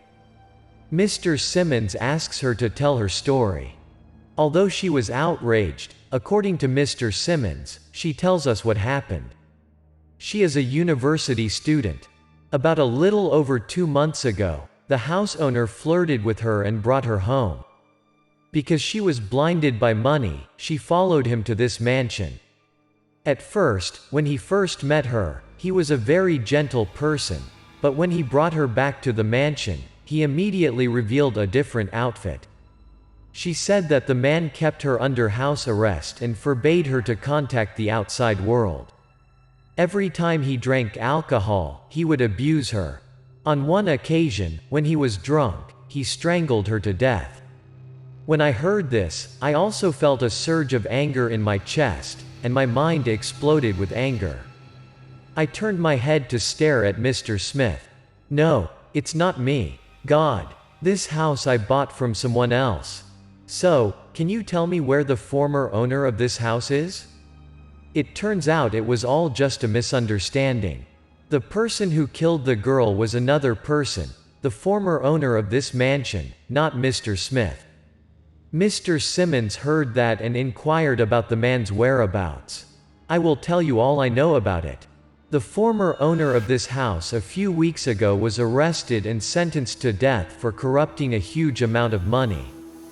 Have you heard? That guy has already been punished. The girl's murderer has already been executed for corruption." Mr. Simmons also looked up and said to the girl, "I do not believe. You want to deceive me, right? I have this proof. Look, the newspaper is full of news." The ghost screamed that she didn't believe what Mr. Smith said.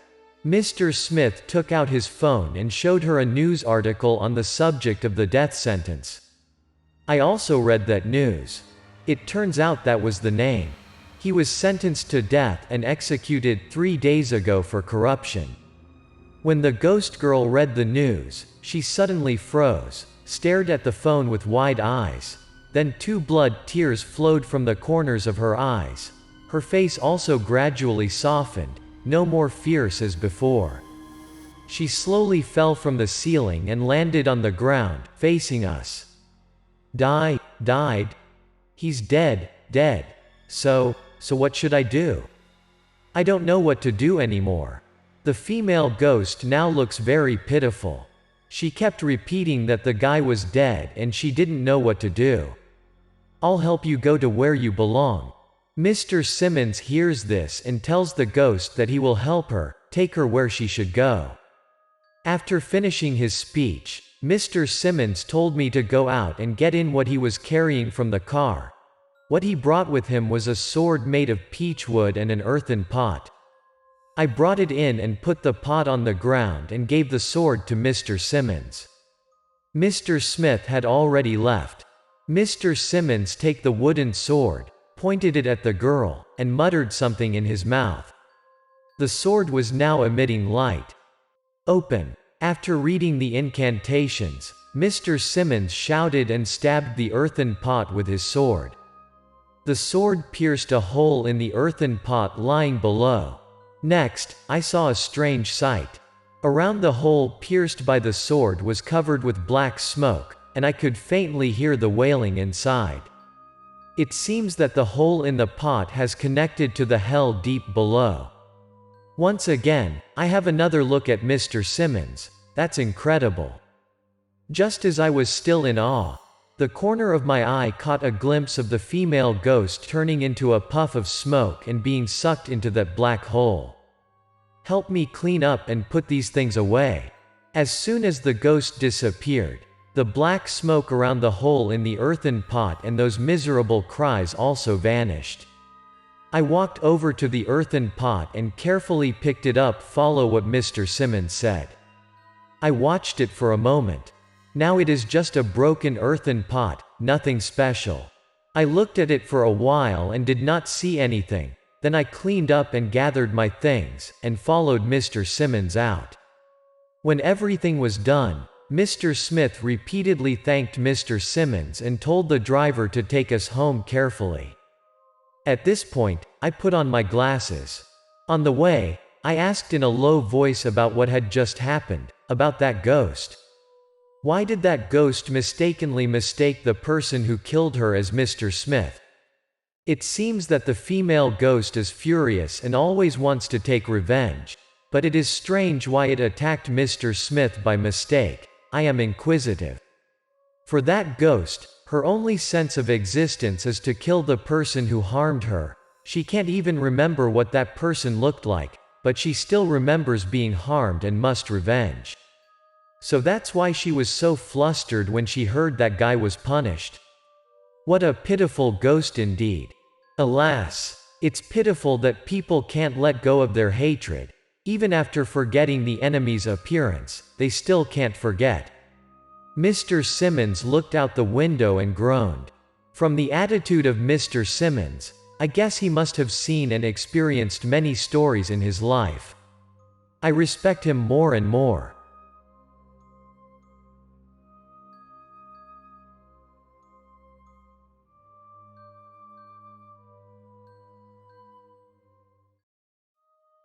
The Man with the Yin-Yang Eyes. Episode 6.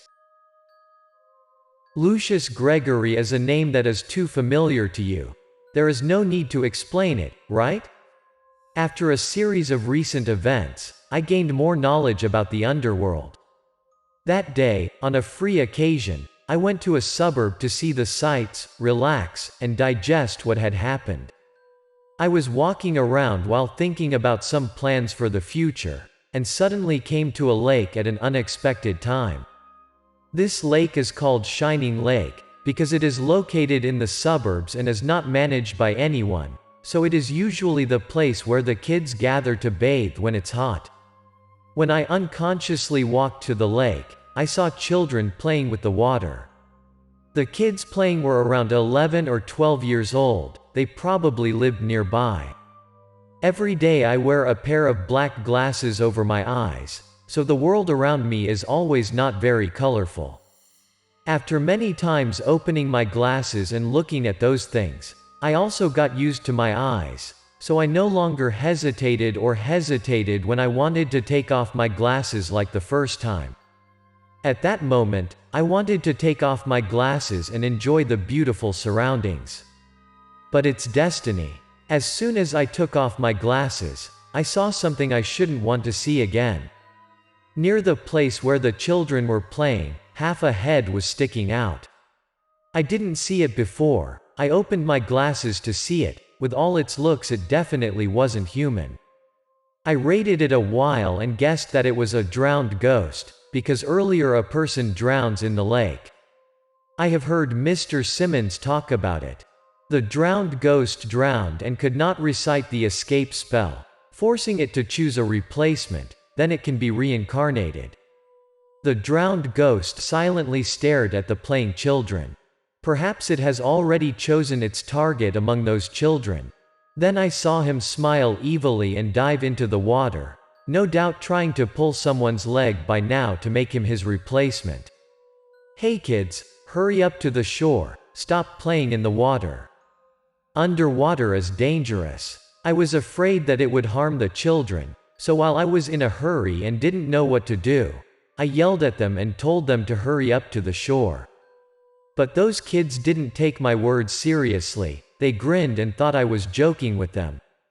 I don't know how to swim, so I don't dare to jump into the water, but if that's the case, the drowned ghost will catch them.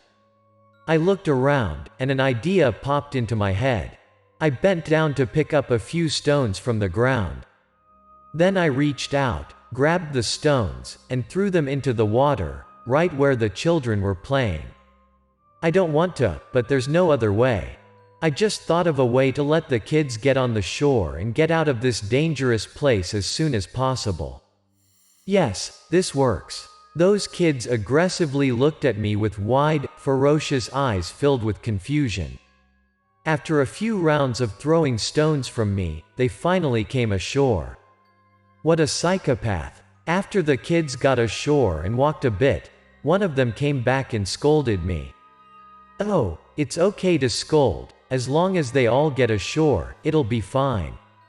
I watched the kids until they were gone, then I tilted my head slightly back and looked into the water. I saw the drowned ghost just now raising its head and staring at me with angry eyes. It looked like it wanted to rush to kill me. After glaring at me for a moment, it slowly sank to the bottom and then disappeared. The water was calm again as if nothing had happened. Later that day, I told this story to Mr. Simmons. Mr. Simmons said that if he had caught one of the children that day, he could have been reincarnated, but I destroyed the thing within his reach. Mr. Simmons praised me for choosing to save lives, not ignore them. I still think about that drowned ghost's terrifying gaze. After that day, I still had a few days off, so I decided to go to a hot tub to relieve the pressure. I usually go to the hot springs early in the morning, because there are very few people at that time. I can comfortably soak in the water and take a relaxing nap. The hot pool was evaporating, and I should have felt very warm. But suddenly, for some reason, I felt a sudden chill rising from below. This chill made it impossible for me to fall asleep. I looked around the lake, hot steam still rising, nothing out of the ordinary. Ouch! The water was also warm again. As I was about to close my eyes and relax a little longer, suddenly, I felt my ankle being grabbed by something with great force and pulled me under the water. I fell into a completely passive position, because I was so surprised that I didn't have time to prepare anything. I was dragged along by that pull and sank to the bottom of the pool. I felt something pull me into the water. I tried to open my eyes wide to see. The temperature under the water is more than 40 degrees now. It hurts my eyes quite a bit. As soon as I opened my eyes, I saw the drowned ghost I met yesterday at Shining Lake. It's grabbing my ankle. I couldn't believe it would appear here. While I was still stunned with horror, my eyes saw it let go of my ankle and jump up to grab me. The drowned ghost strangled me and seemed to want to make me his replacement. I drank a lot of water. I tried to struggle, and in the end, I kicked hard in the bottom of the pool and leaned over the surface of the water. I was scared to death. I sucked in the air to catch my breath, then constantly looked around and then looked down below the lake, not knowing if the other drowned ghost was still there or not. But the water now is very clear, even the bottom of the pool can be seen. There was nothing underneath. The drowned ghost from earlier had disappeared without a trace. After the incident earlier, I was pretty scared and quickly went to the hot pool, swiftly dressed and left. As soon as I went out, I took out my phone to call Mr. Simmons and talk about the trouble I just ran into. Unfortunately for me, Mr. Simmons was not at home right now, so it took a few days for him to return. I expressed my fear to Mr. Simmons and asked him to think of a way to help. Mr. Simmons said that when I helped the children, I let the drowned ghost see my eyes, that it was able to follow me, to wait to take me away. Mr. Simmons said he couldn't go home right away but could teach me how to get it out, and he told me to listen carefully. I listened to Mr. Simmons teach, go to a store, buy a nylon fabric, take it home, and then use nails to secure it to my room ceiling. Mr. Simmons asked me to nail the canvas to the entire ceiling, leaving nothing blank. I followed Mr. Simmons. When it was all over, I stood staring at the ceiling for a while. I don't know the purpose of this, but as Mr. Simmons had told me, it must have been used against the dreaded drowned ghost. At night, I turn on the night light, then go to bed. But because of fear, I couldn't sleep. I kept staring at the fabric above the ceiling. But I stared for a long time and didn't see anything out of the ordinary. Then suddenly, sleep came, and I fell asleep when I didn't even know it. I fell asleep for a while and fell into a deep sleep. Then suddenly, I was somewhat conscious and vaguely heard the sound of running water inside my house. The sound of water dripping made me uncomfortable. The sound seemed to be coming from above the ceiling, but even in a dream, I thought that the house where I lived all year round had never leaked water, which was strange. I tried to clear my mind and tried to open my eyes to see what was going on. But my eyelids were so heavy, it seemed like something was deliberately blocking me from opening them. I tried so hard and used a lot of strength to be able to open my eyes. As soon as my eyes opened, I saw some water seeping from the cloth on the ceiling. I remember what is happening to me. I wanted to get up, but my body was like being fixed on the bed. I couldn't move no matter how hard I tried. I persisted in lifting my body up, but I couldn't. I fear to think that I must be under the pressure of the drowned ghost to hold me to the bed so that I cannot move. The water flowed more and more, not as rusty as before. The fabric on the ceiling quickly accumulates a lot of water and sinks this day deep down. I couldn't move, couldn't do anything, and I couldn't even struggle with all my might. I could only narrow my eyes in panic and stare at the fabric on the ceiling and the growing puddle of water. This feeling makes me both uncomfortable and scared. It is indescribable. I'm really helpless, don't know what to do. I'm not sure how Mr. Simmons showed me if I could stop this drowned ghost. Above the ceiling, where the cloth had accumulated more and more water and gradually gathered into something shape, like a face. And just as I guessed, the water on the other cloth accumulated into a face, the angry face of the drowned ghost. That drowned ghost seemed to want to tear the cloth and lunge at me. And the water keeps flowing down the center of the fabric and accumulates more and more. The cloth sunk lower, and the drowned ghost drew closer and closer to me. I can't move. I think if that drowned ghost comes down to me and captures me, then I have only a way to die but no way to avoid it. While I was scared, I even thought about what the other world would be like when I went there. Suddenly, a ray of sunlight came through the window, interrupting my wandering thoughts. The sunlight came in, and miraculously I was able to move. I tossed and turned for a while, then tried to sit up. My heart was pounding, and I couldn't stop breathing fast. After stabilizing my heart rate and breathing a bit, I raised my head and looked up at the ceiling. I don't know if the drowned ghost is still on it or not. My heart fluttered again, and I was scared quite a bit, but when I looked up, there was nothing above. Only the cloth is fixed with a blank nail on it. There is no running water, nor are there any ghosts above. At this point, my floating heart can finally lower back to normal. I let out a sigh and felt a lot lighter than when I first got up. Lucky. Thanks to the method Mr. Simmons taught me how to protect myself from that dreaded drowned ghost.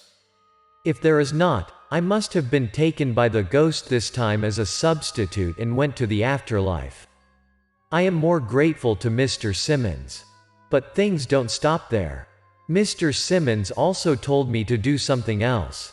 I got up, went to the bathroom to do personal hygiene, changed clothes, and left the house to go to the market.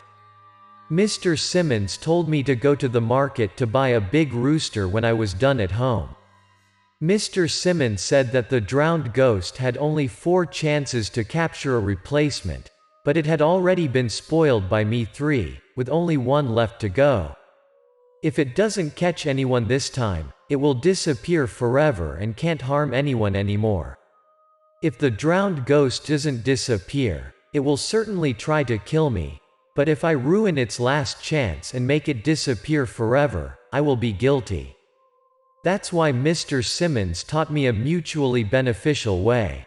Mr. Simmons told me to go to the market to buy a big rooster and put blood on the chicken's head.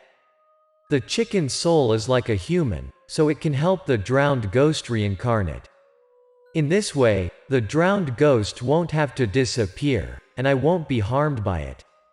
I strongly believe in Mr. Simmons. I have dripped blood on the chicken's head and hurled it into the water. The chicken has dense feathers, so it can easily float on the water for a long time. While the chicken was kicking around, a hand slowly popped up in the water. That hand reached out and grabbed the chicken and yanked it deep beneath the water. I stood on the shore and was quite shocked to see the drowned ghost grab the chicken with my own eyes. So I'm safe now, no more worries.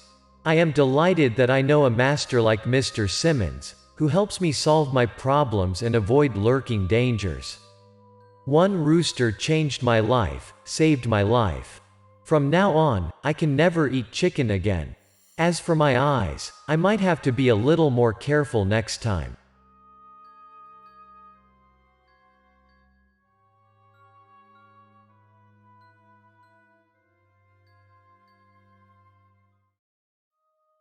The Man with the Yin-Yang Eyes, Episode 7.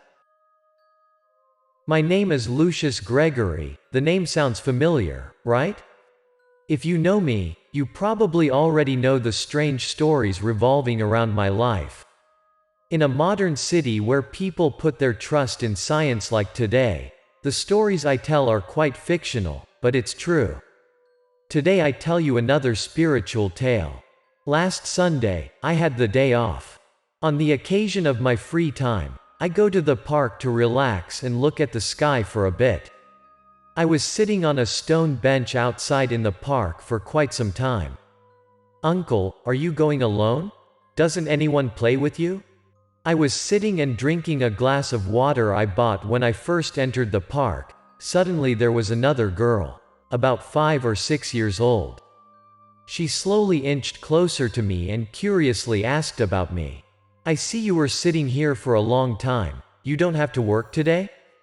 I'm a rather closed person. I wouldn't say I like to socialize with strangers.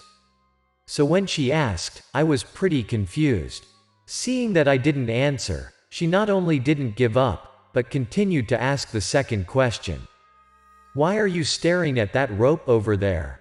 Well, I have to admit that this girl was very patient with me. Seeing that I did not answer, she continued to ask the third question. Hearing her question, I noticed that there was a rope in front of me. Actually, I'm just looked into the void without the purpose of staring at the rope, but I hesitated whether I should explain to her or not. "Hey baby, are you bothering him? Come back here and go home with your mom." Fortunately, just as I was confused, her mother appeared and called her home. "You look so cool with those dark glasses. Even though you didn't answer my questions, I'm not angry. See you soon." The girl seems to be very cheerful. As soon as she heard her mother's call, the little girl got up and walked over to her mother. Before leaving, she turned back and said one more sentence to me. Unexpectedly, it's the first time I heard someone say that I wear cool glasses. I looked in the direction of the girl and her mother for a while, and after they were gone, I turned my eyes back to the rope that the little girl talked about earlier. It was a short piece of rope. I don't know who threw it there. I looked at it for a while, then suddenly I saw that the rope seemed to be moving. At first I thought I was dizzy. Maybe it was the effect of the wind. But when I slowly think about it, I don't think it's windy today. Near the rope, a young man was playing with his dog. I could clearly see the rope moving towards the young man.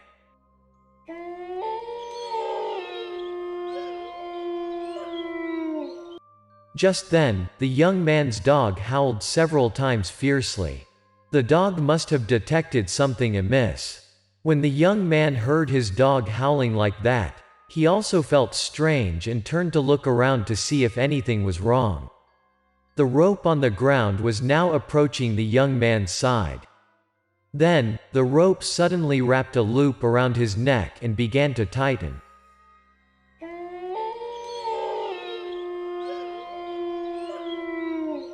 The young man's dog now barked more and more fiercely. It kept barking. And the other rope was strangling the young man's throat tighter and tighter. By this time, I had noticed something was wrong, and the young man was in danger.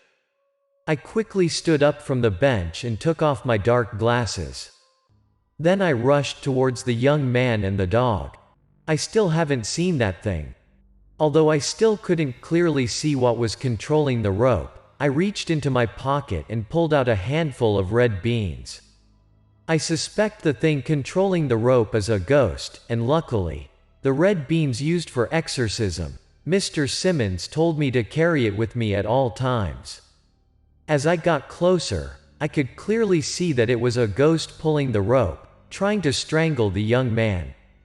I didn't think much but hurriedly threw the red beans in my hand towards the ghost. If I slow down, the young man is in danger. I saw the places where red beans hit the ghost on its body were smoking, giving off white smoke.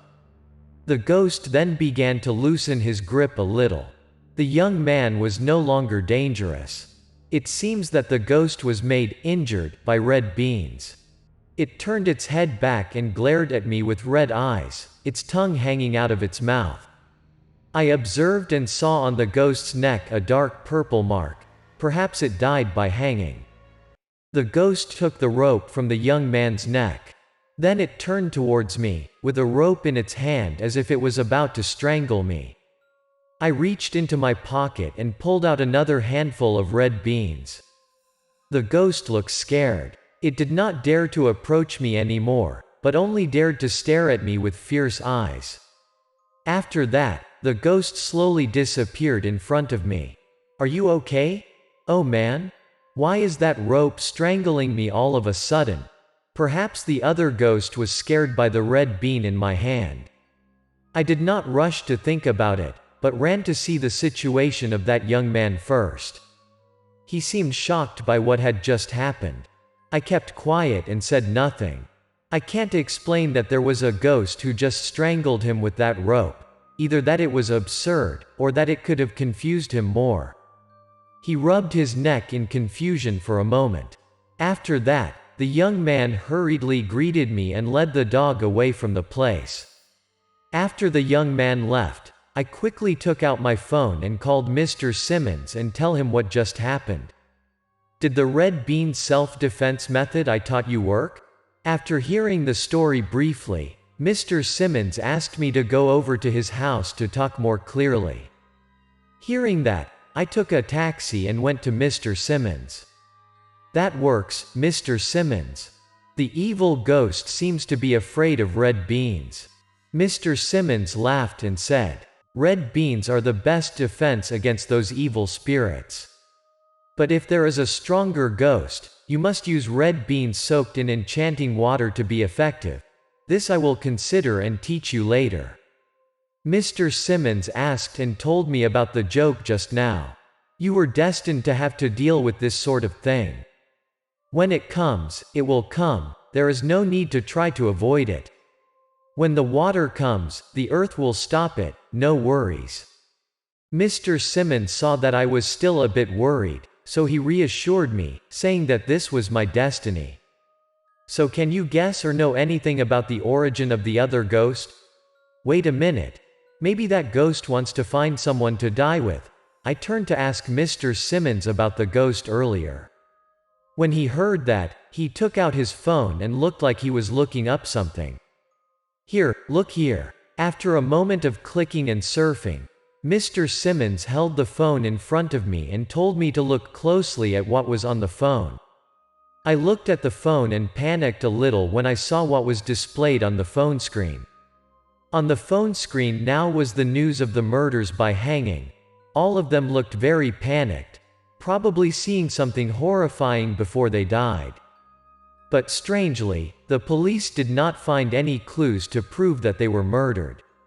In the end, it can only be concluded that the others died by suicide. But among these dead people who do not see the ghost, do they have anything to do with it? They were all killed by the ghost. Mr. Simmons said shocking info to me. He said there was no reason at all. It was simply that the ghost caught the person who was compatible with it. It killed it. It was an extremely evil spirit. So what should I do? What if it comes back? You ruined its work, so it will definitely come back to you to kill you. I will teach you how to get rid of it. Evil spirits are scary. Fortunately, next to me is Mr. Simmons. Remember what I taught you. Everything has to be done very carefully. If you feel danger, finding a way to call me right away. I sit at Mr. Simmons till dark. After carefully remembering what he taught, I greeted Mr. Simmons and left. Mr. Simmons sent me to the door. I remember. I will be careful. Thank you and goodbye. I carefully stored what Mr. Simmons gave me, and promised him I'd be careful. Then I strode out of Mr. Simmons' sight.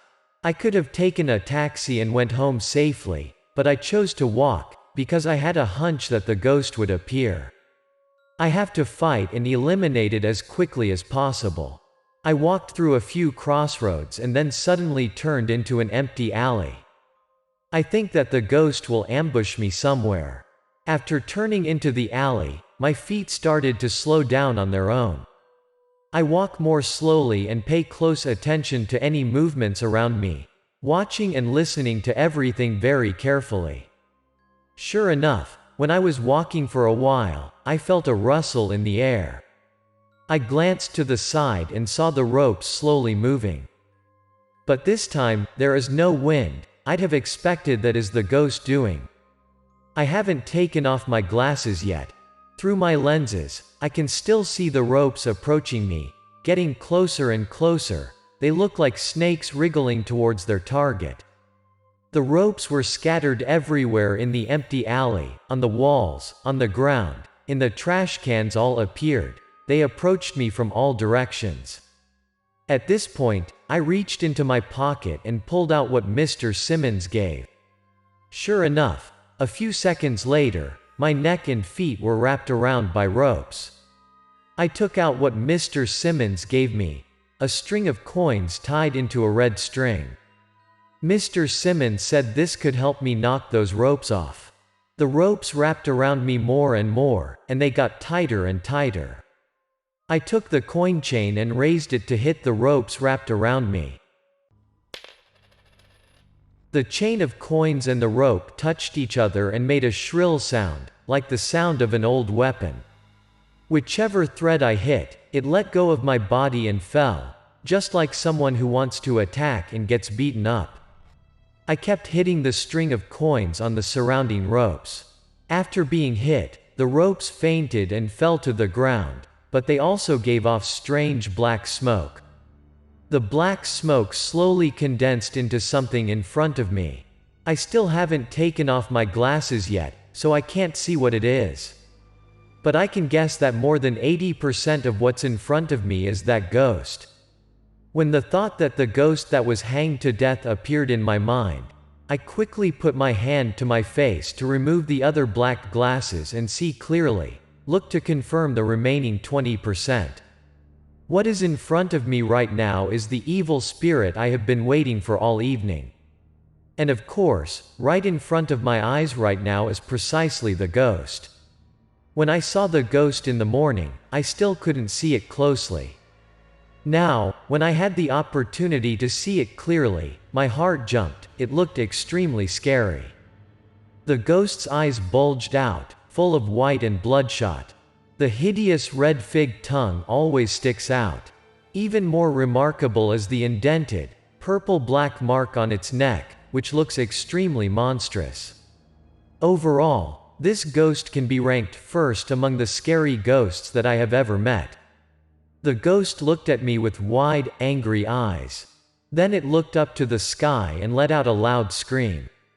Hearing that scream as if it was ordering something, my mind was still awake to guess that the ghost wanted to call the ropes to attack me again. Sure enough, just as I expected, after the ghost's roar, the ropes in the empty alley attacked me again. This time I listened and felt that the ropes seemed to be much stronger than before. I didn't dare to ignore that rope for a moment.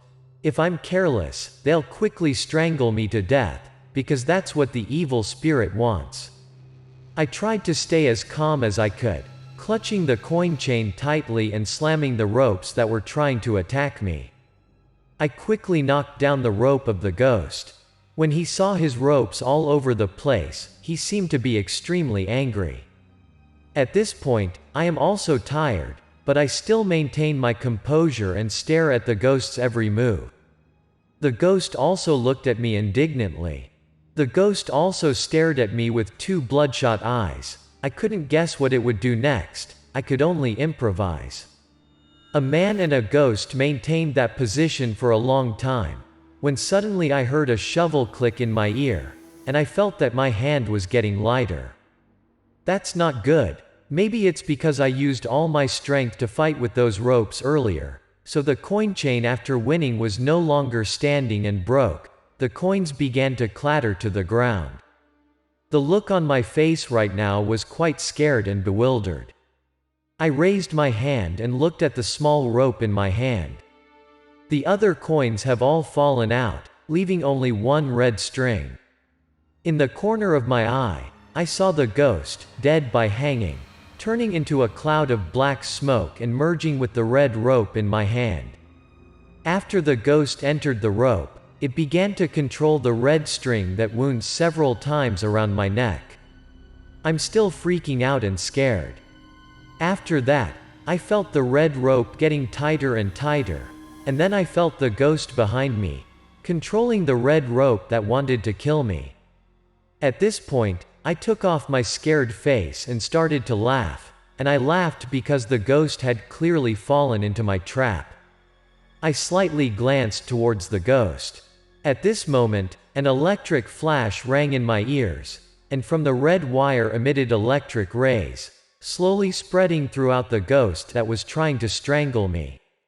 The sparks were like a net, covering and capturing the entire body of the evil spirit behind me.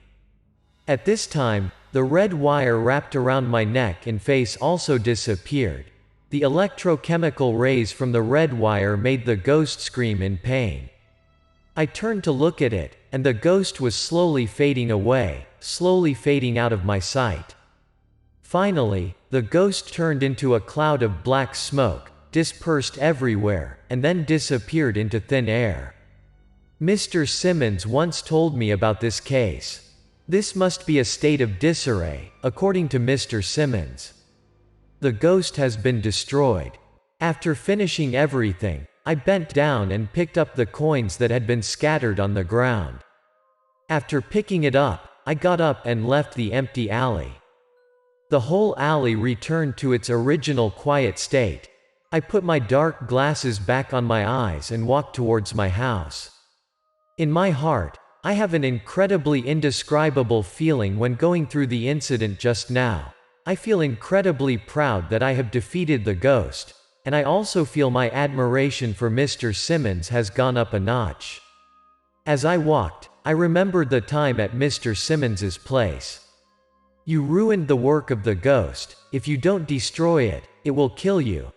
This is a special coin chain that I have enchanted. Take it and fight that evil spirit. I am sure you will do it." Mr. Simmons personally handed me the chain of coins and taught me how to get rid of this scary ghost.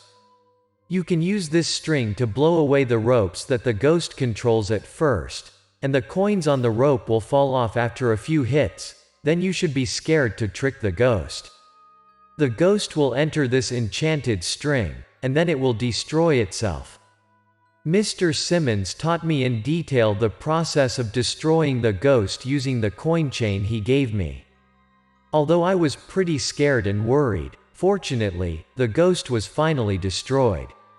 I feel like I have superpowers, and that makes me feel very excited. On another free day, I sat on a park bench again, and this time I met another little girl playing with pinwheels. "Your hairpin is so pretty today." I tried to be more open, and I spoke to her.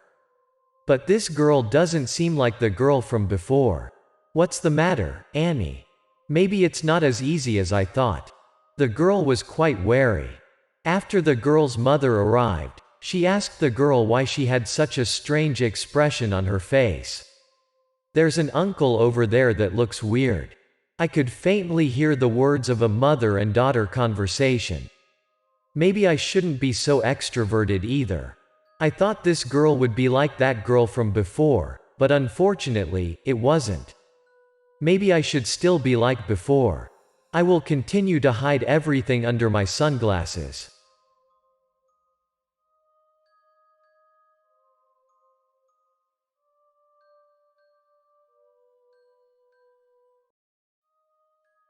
The Man with the Yin-Yang Eyes, Episode 8.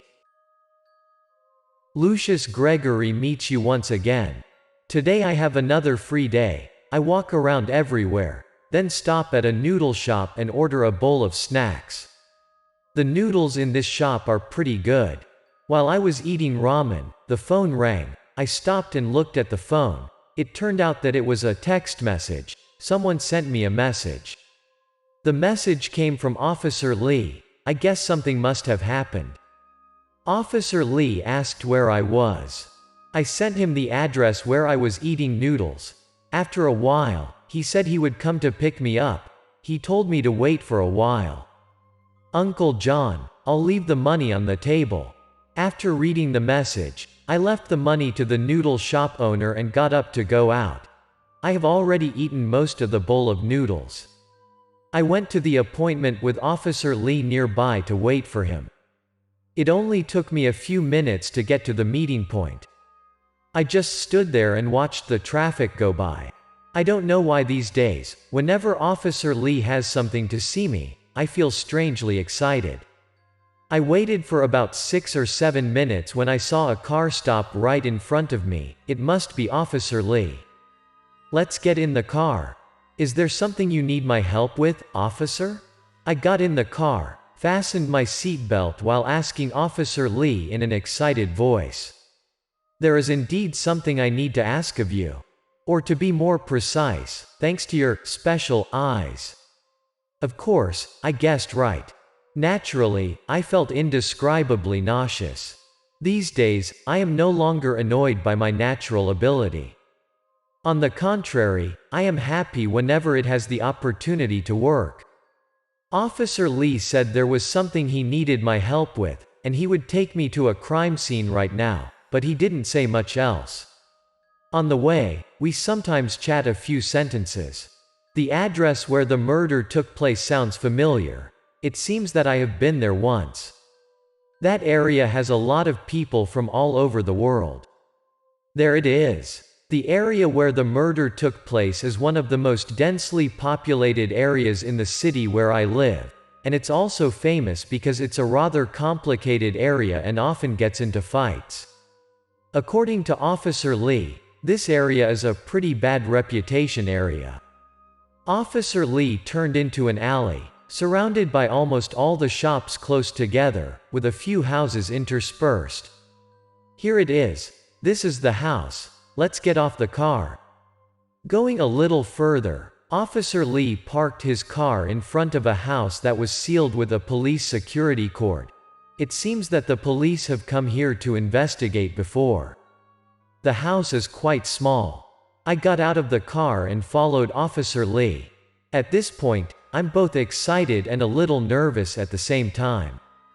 Anyway, this is my first time using my unique eyes at a crime scene that just happened on TV. Follow me right behind me, prepare yourself mentally, it's a bit bloody. Officer Lee stepped in front of me and told me to follow him. He pulled out a handheld flashlight and then reached out and pushed the door open. I took a few deep breaths to prepare myself. Our police side has only briefly investigated, but we have not concluded much. The traces at the scene show that this is most likely a murder case. Officer Lee went inside with a flashlight while explaining to me the status of this case. I carefully followed Officer Lee inside. This is the first time I have witnessed the scene of a murder, but maybe a murder case. My heart is racing. This house is quite small, or instead, it is almost just a motel room with some simple furniture. There was quite a bit of mold on the walls, the bed, and the ground covered with blood. Bloodstains were marked with white chalk. Officer Lee told me that this is the residence of a man who works as a garbage picker. His life was tough, with no possessions at all. In addition, the police also heard from neighbors around him that he was a very good man, all year round. He worked all year round and did not quarrel with anyone, did not understand why he was killed. There were signs of a fight at the scene, indicating that the victim had protested against the killer before he died. But after investigating once, the police did not find a breakthrough, so Officer Lee asked for my help. Okay, now take off your glasses and try to look around for me. I heard Officer Lee say that and was about to take off my glasses. Careful, but I still hadn't taken off my glasses yet, when suddenly Officer Lee shouted and quickly stood in front of me. I was a bit surprised by what happened. I saw Officer Lee take out the gun strapped to his hip. He held the gun forward and leaned in carefully to look around.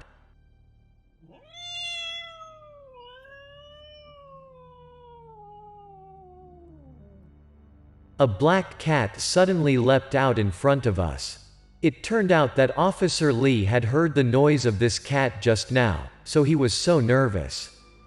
Officer Lee still held the gun and looked around with a wary expression on his face. We retreated to the previous place. In addition to the sleeping place, inside the house, there was a small corner that looked like a warehouse to store some small things. I slowly backed up there, following Officer Lee's footsteps as I took off my glasses. This room is only about a small space filled with miscellaneous things. I had a feeling there was something here, so I started looking around for clues. At this point, I have taken off the dark glasses on my eyes. What's up, Gregory? Did you see any clues? I glanced around and suddenly stopped my gaze in one place.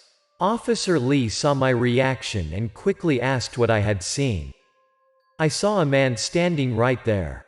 I glanced at the wall by the window and told Officer Lee that I saw a man. What does he look like? Can you see clearly? Can you see what that man is doing? Officer Lee seemed very excited by my discovery. He asked me several questions in a row. I didn't have time to answer the first question, but he asked another question. The man I saw was standing with his back to me, so I couldn't see clearly what the man looked like and what he was doing, so I took a few steps forward. When I approached that man, my heart was beating pretty fast. I saw a terrifying sight. In front of me, the spirit of the man had a sizable knife cut across his neck, cutting almost half of his neck. This man died because someone cut a knife in his neck. A pretty deep cut, very terrifying. Anything else? Can you see what that man's soul is doing over there? I told Officer Lee the man's current condition, and he asked again if I could see what the ghost was doing. This man's ghost did nothing. He just stood there and stared at the wall in front of him.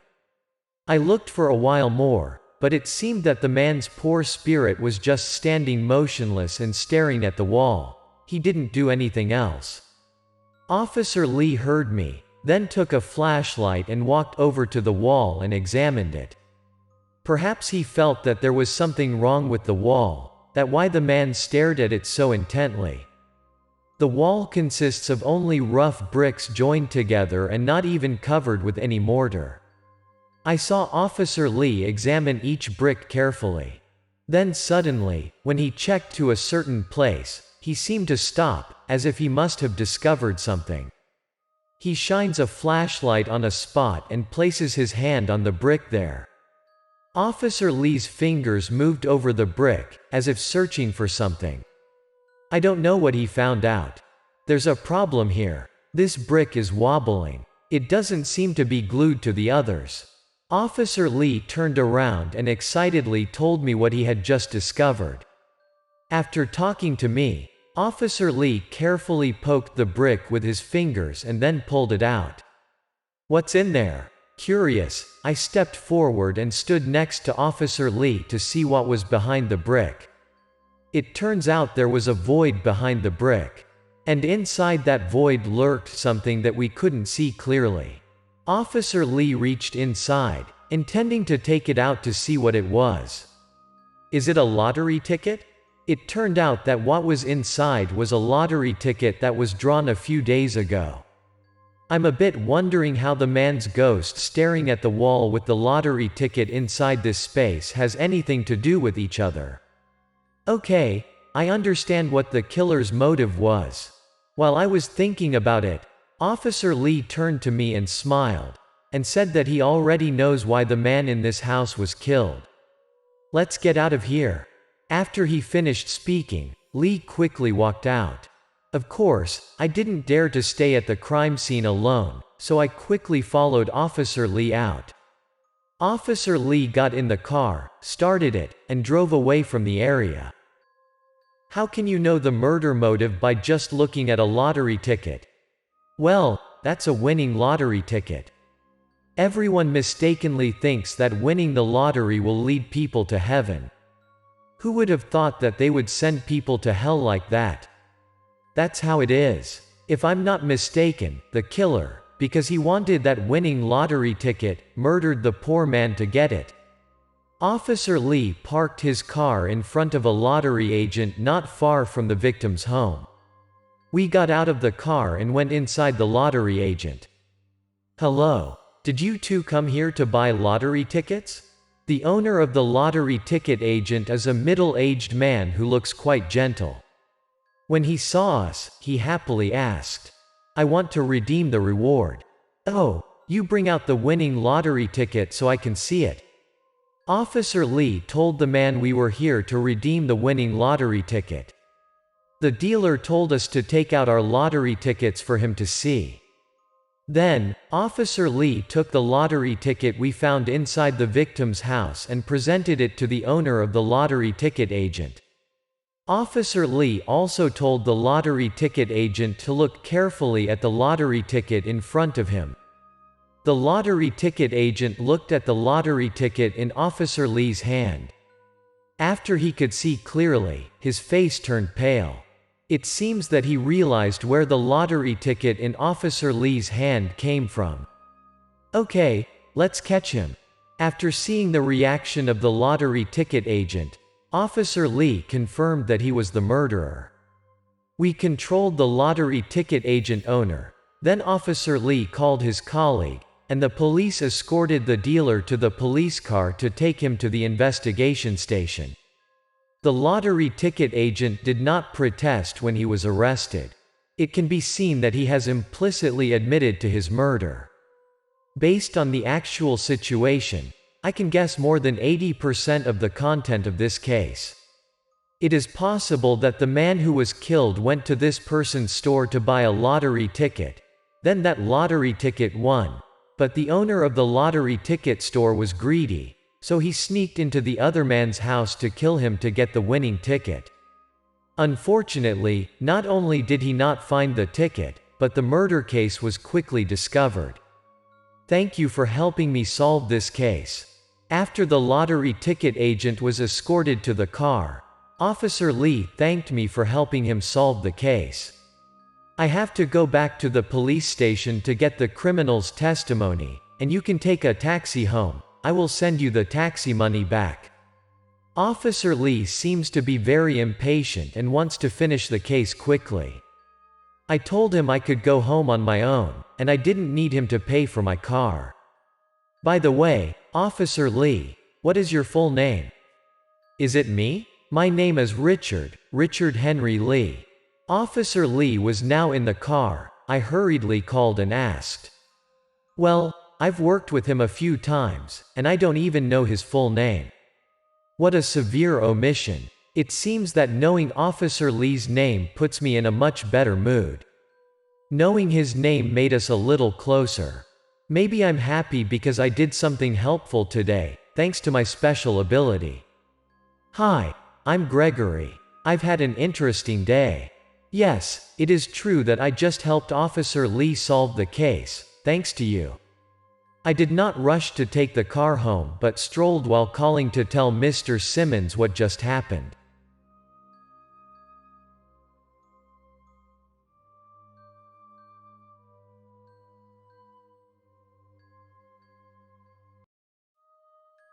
The Man with the Yin-Yang Eyes, Episode 9. Long time no see. How are you? Today I had the opportunity to join Mr. Simmons on a trip to deal with some stuff again. It's so thrilling because I don't know what it is this time. I'm sitting in Mr. Simmons's car. The luxury car sped along the road to the town of Lakeville, where Mr. Simmons is living. Although I have had many contacts with Mr. Simmons, but I didn't know he had such an expensive-looking car. "This car must be very expensive, huh, Mr. Simmons?" Well, I couldn't hold my curiosity and asked Mr. Simmons already. "That's quite a lot of money, and I have to save some time to buy it." Me and Mr. Simmons discussed a few more sentences about the car. I think he was just saying humbly, "Mr. Simmons, your job makes a lot of money, doesn't it? I see that most of your clients are rich people." According to what I often secretly guess about Mr. Simmons, he must have a lot of money. Why are you curious about me today? This job indeed helped me accumulate a little wealth, but it is not a lot. The more humble Simmons is, the more curious I am about him. When I was young, I had the chance to receive a good teacher, and I discovered the ability to help others banish evils. However, at that time, I still did not want to enter this profession much. Later, the older I get, the more I feel that I was born into this profession. It was surprising that Mr. Simmons told me stories like this again. I listened attentively to what he had to say. Mr. Simmons also sets a lot of principles for himself when doing this exorcism work. As for the money side, you're curious, aren't you? Most of my customers are indeed rich people, but among them are also good people. When I receive help from people in difficult circumstances, I will help them without receiving money. And if the client is a rich but not very nice person, I will make more money from them than usual. Mr. Simmons slowly told me the story of his profession. Having such a decent amount of money, I make some more investments. I have a bit understanding of feng shui, geomancy, so I can consider how to invest to make a profit. Finally, Mr. Simmons also revealed that he could see a person's luck and fortune. In addition to his exorcism career, he also invests in a few other things. Me and Mr. Simmons talked for a while longer. I learned this Lakeville town is where he was born and spent his childhood. This time, his client is a young man in town. As soon as the car entered a small road, I saw another couple waiting in front of the house. "Master Simmons, here." When he saw our car coming, the guy hurriedly waved his hand and called Mr. Simmons. "Master Simmons, please park your car here." The young man directed us to the parking spot. This guy is quite young, about 20 years old, and he is pretty enthusiastic. The young man guided us very carefully. He saw us from a distance, ran back and walked in front of us, and enthusiastically led the way for us. "Hello, Master Simmons. Hello, welcome in." Mr. Simmons parked the car neatly in front of the young man's house. He greeted us, or in other words, greeted Mr. Simmons very welcoming. It looks like he was waiting for Mr. Simmons for a long time. When we arrived, he looked very happy. "Actually, I'm not the one who needs help. Here, it is my friend who really needs help." After inviting us into the house and letting us sit down, the young man introduced us to another person. Only now did I realize, it turned out that the person with the problem that needed to be solved was another person. "Have a nice day, Master Simmons. I recently have a big problem that makes me unable to eat well and can't sleep well, so I asked my friend to invite you here. I hope you can help me solve the problem soon. Oh, first of all, thanks for your hospitality. But we still don't know your situation. Please give me a brief summary of your problem. It seems that the reputation of Mr. Simmons spread very far. I want to ask you to help me see the house that I just built. Even though I have fully paid homage, there hasn't been a day since I completed the house where I can stay safe inside." Adam recounted his situation to us in a low, sad voice. Adam says his newly built house is not big but not small either. During the construction process, the builders were injured many times, but they were all minor accidents. Even though the builders reminded Adam, he didn't care much, until the house was finished. A few days ago, the house was completed, and his family of 3 moved in. Strange things began to happen from that day. At night, Adam's family of 3 were sleeping together in one bed, and they slept soundly until morning. But the strange thing is that when Adam opened his eyes in the morning, he saw the bright sun shining in his eyes, and he saw that his family of 3 were all lying in the yard. It is worth mentioning that it happened not only once or twice, 3 times in 5 consecutive days. Even more strangely, they had no idea what had happened. I also asked people to look at the house, but they didn't realize anything was wrong in the house, but my family didn't dare to live there anymore. My whole family moved to the house of Martin, my best friend, and then you were introduced to me by Martin, and he also helped me invite you over. I seem to have grasped the situation, and I could clearly see the bewildered look on Adam's face as he told us about his condition. That's why we invited you here today. Please help us. According to what Adam said, he asked many people to come to see the house, but no one noticed anything unusual. It was strange. "I see, now take me to your house." After hearing about Adam's situation, Mr. Simmons got up and said he was going to Adam's new house to have a look. Martin and I also went along. Adam went ahead to guide us. "Over here. This is my newly built house." After walking for a while, we also arrived at Adam's newly built house. The structure of the house looks quite good. I see Mr. Simmons looked around with a rather wistful expression on his face. Of course, I don't know anything about feng shui, so I don't understand Mr. Simmons was looking at something. In my opinion, this house is quite ordinary. The surrounding trees and roads are all good. I don't know if there is anything unusual here. The feng shui of this house is excellent. After a few minutes of consideration, I finally heard Mr. Simmons spoke up. "Yes, before I built the house and after it happened, I asked people to look at it. They all said this house has good feng shui."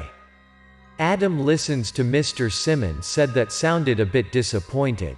Maybe he was thinking Mr. Simmons came to the same conclusion as the others. However, the people who came to help you see feng shui didn't look carefully. Mr. Simmons still did not conclude but added another sentence, which surprised everyone standing there and felt curious. "The feng shui here is excellent. but it is good to build houses for dead people, not to build houses for living people. The so-called good feng shui, according to Mr. Simmons, is suitable for burying the dead, not good for housing. After hearing this sentence, everyone was shocked. Don't you think it's strange that a place with good feng shui like this but never have someone built a house before you? Maybe they had a strange problem like this before. The facial expression of Mr. Simmons looked grave now. You mean, perhaps as we all understood what Mr. Simmons meant, and Adam understood, but he didn't dare to think about it. Adam asked Mr. Simmons again, wanted him to confirm. As you are understanding, your house is being built on the grave of the deceased. Mr. Simmons stopped circling but got straight to the point, that Adam's house dishonored the deceased. But it's not a big deal, and I can help you. But first of all, tonight my friends and I will have to stay here for a night. Adam said that he did not find any graves when digging the foundation to build the house, so he did not know that he had dishonored the deceased. Mr. Simmons says he needn't worry, and he can handle it this time. We'll have to stay here for one night tonight.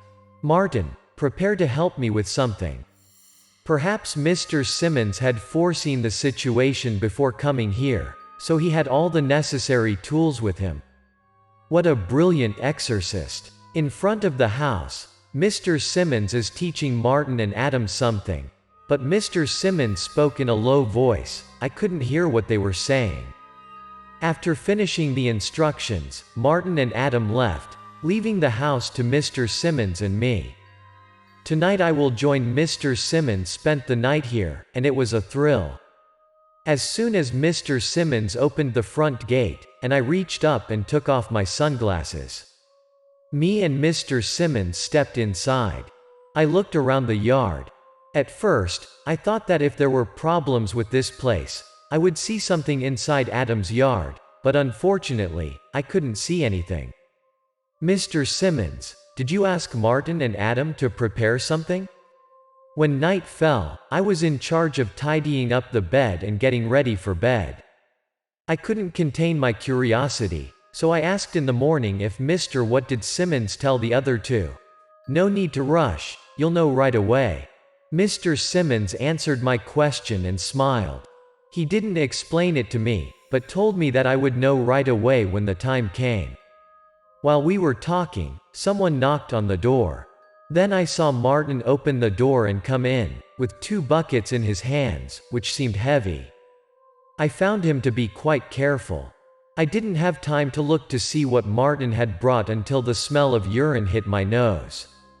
I felt a strong and very unpleasant smell. I covered my nose because I couldn't stand the smell. After walking closer, I could clearly see in Martin's hand 2 buckets of urine. Hey, what are you doing bringing in here? Help me carry these 2 buckets out in the yard. It turns out Mr. Simmons couldn't stand the smell either. You put it in the yard for me. Then you can go home and rest, thanks. Mr. Simmons gave Martin a few more words. I could see Martin's contorted face as he carried 2 buckets of urine in his hands, but he didn't dare complain. Martin followed what Mr. Simmons said, wished us good night, then carried 2 buckets back to the yard, and when he was done, he went back to his house. Mr. Simmons, what do you need 2 buckets of urine for? I really didn't guess what Mr. Simmons hid. I had no idea what he wanted to do, so I asked directly. Okay, now listen to this. Tonight we will do this, this and this. Mr. Simmons let me wait a while and then told me about his arrangement and told me to coordinate the action.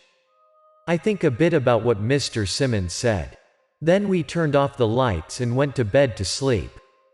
Although I've been through a lot of exorcism things, this time I still feel very satisfied. I lay awake worrying, unable to sleep. In contrast to me, Mr. Simmons lay beside me, sleeping soundly.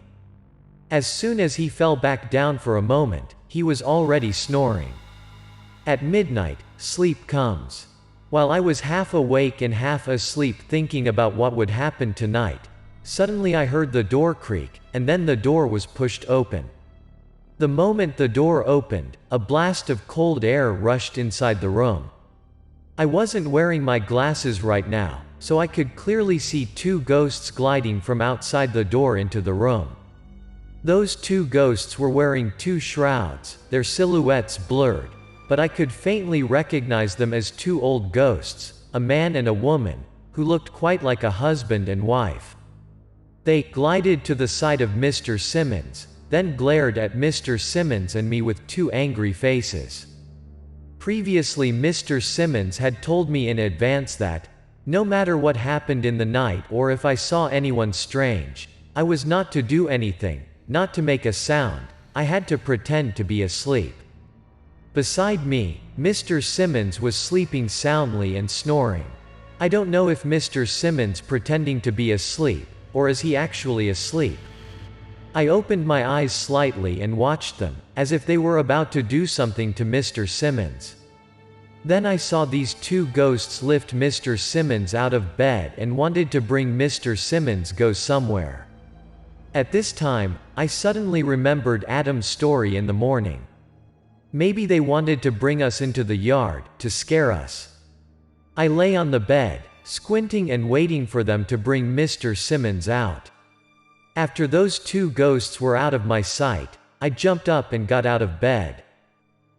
After I walked up to the door, I tiptoed to the yard to check the situation, unsure what they wanted to do next. I see they put Mr. Simmons fell to the ground, then looked at Mr. Simmons and whispered something in his mouth, looking like he was casting a spell or cursing something, but I couldn't hear what they were saying. I watched when they weren't paying attention, quickly went out into the yard and walked quickly to where the two buckets of urine were, then quickly grabbed the two buckets. I quickly grabbed two buckets and ran to the two ghosts. All of these were exactly like what Mr. Simmons predicted and planned. But right now, it is not the time to show my admiration for Mr. Simmons. Mr. Simmons told me all his plans before he went to sleep. He acts as a decoy, and I will carry out the action. I will ambush them from behind. I took advantage when they were chanting something without noticing me. I stood behind and picked up a bucket of urine. Then I bumped into the head of a ghost standing closest to me. The ghost didn't notice me, so it didn't prepare in time, couldn't dodge or resist. After the ghost had a bucket of urine on its head, the ghost's body suddenly became smaller and smaller, and finally disappeared in the bucket falling to the ground. As soon as I successfully suppressed the first ghost, I did not dare to delay. While the other ghost was still stunned in panic, I took another bucket of urine and poured it over the other ghost's head. After having a bucket of urine on their heads, the two ghosts disappeared inside the two buckets, as if they were trapped inside. But it's not over yet. The bucket to my right shook very hard. Inside the bucket, the ghost was violently protesting. I was worried and afraid that the two buckets would break, and the two ghosts would escape, so I reached out and pressed down on the right bucket. But as soon as one bucket was pushed down by me and the other one continued to shake violently, I had to reach out with my other hand to push the other bucket down. At this point, both of my hands are no longer free. I could feel a great force inside the two buckets, and the two buckets rubbing against the ground made a very shrill sound. From the openings, black smoke continuously escaped outside. I watched nervously as the two buckets of urine were shaking so violently, I felt like it was about to burst. Just as my heart was pounding, I saw a beam of colored light hitting the buckets of urine. It's a yellow talisman. Thank goodness, Mr. Simmons is awake. Only now can I breathe a sigh of relief. The two buckets of urine were no longer shaking. Don't worry, what you need to do is done. I will talk to them now. Mr. Simmons saw my relief and reassured me. He said that everything was going very well and told me to stand aside so he could talk to those two old ghosts. Can you two tell me why you're disturbing this house later? You have taken us both down. There is nothing more to say. Mr. Simmons bowed slightly and asked. I heard an old sound coming from one of the buckets, a bizarre sound, like an echo coming from afar. At first, they refused to speak, but with the ingenuity of Mr. Simmons also coaxed them to speak. When we were old, we had a tough life. When we died, only the neighbors around us cremated the ashes and then buried the ashes deep in the ground, leaving no descendants to take care of our grave. We don't even have a decent grave. But fortunately, the people around knew and avoided the land where our ashes were located. But we were quiet for a few years. Then suddenly someone came to buy land to build a house. Our relatives sold this land inhumanely. Now the old neighbors have deceased, their children moved? Who will remind them? We did a few warning things, but they didn't seem to care. The old voice slowly told the old story. Since this house was built, our ashes have been suffocated by cement and soil all day. But we wouldn't want to harm anyone, so we thought of this way to warn them. What the elderly couple told me made me feel pity. As expected, this house has desecrated you. But just warning like that, the landowner can't understand. Now that the story is revealed, I suggest this. I will tell the landowner to bring your ashes to the church to be buried, and we'll go up to burn incense for the two of you a few times a year, as an apology. Do we have a term? Mr. Simmons heard it and began to negotiate with the two ghosts. If it's like as you say, that's great. We'll be able to rest in peace, and we won't need to disturb anyone anymore. 3 days later is a good day. I will tell them to dig up the ashes and bring them to the church. The two ghosts' voices were much more conciliatory now. In the end, they agreed with Mr. Simmons. As soon as we completed the agreement, Mr. Simmons reached out and tore the yellow talisman from the two buckets. When he removed the talisman, the bucket burst open, and thick black smoke was released. You have to do as you say, or we won't let it go even if we have to broken our soul. Soon, black smoke gathered into the form of a person standing in front of us. Don't worry. I definitely won't break a promise as simple as this. Mr. Simmons firmly assured the couple. Finally, he asked the two ghosts to show us where their ashes were buried. The elderly couple, after telling us where their ashes were buried, disappeared behind the wall. Okay, now you can go to sleep in peace. After handling everything, Mr. Simmons told me to go back to sleep. Mr. Simmons, you go to bed first. I want to wash my hands first. Okay, let's go back to sleep. I couldn't fall asleep right away. My hands smelled of urine. I quickly went to the well and washed my hands with all my might. Because I was so excited, I forgot about this horrible smell. Early the next morning, Adam and Martin arrived. They were relieved to know that Mr. Simmons and I had a good night's sleep. Mr. Simmons simply recounted what had happened to him that night, then told them the promise he had made to the two ghosts of the elderly couple. I called my company to ask permission to take an extra 3 days off and stayed there with Mr. Simmons. 3 days later, we and Adam's family dug up the ashes of the elderly couple and went together to a church in the mountains nearby. Everything is fine. You should remember that you have to visit from time to pay respects and burn incense for them. Now we go first. Adam and his wife thanked Mr. Simmons and paid Mr. Simmons a little money. After that, we separated. Adam and his wife went to the church to bury the ashes, and Mr. Simmons and I go home. I want to stay here for a few days. If you are busy with work, please go back first. It's okay. I still have a few days off anyway. It's cool and peaceful here. I want to stay for a while. Mr. Simmons told me that despite the quietness and peacefulness of the place, it contained many bad things. Mr. Simmons spoke in a casual tone, but I got the feeling he was onto something.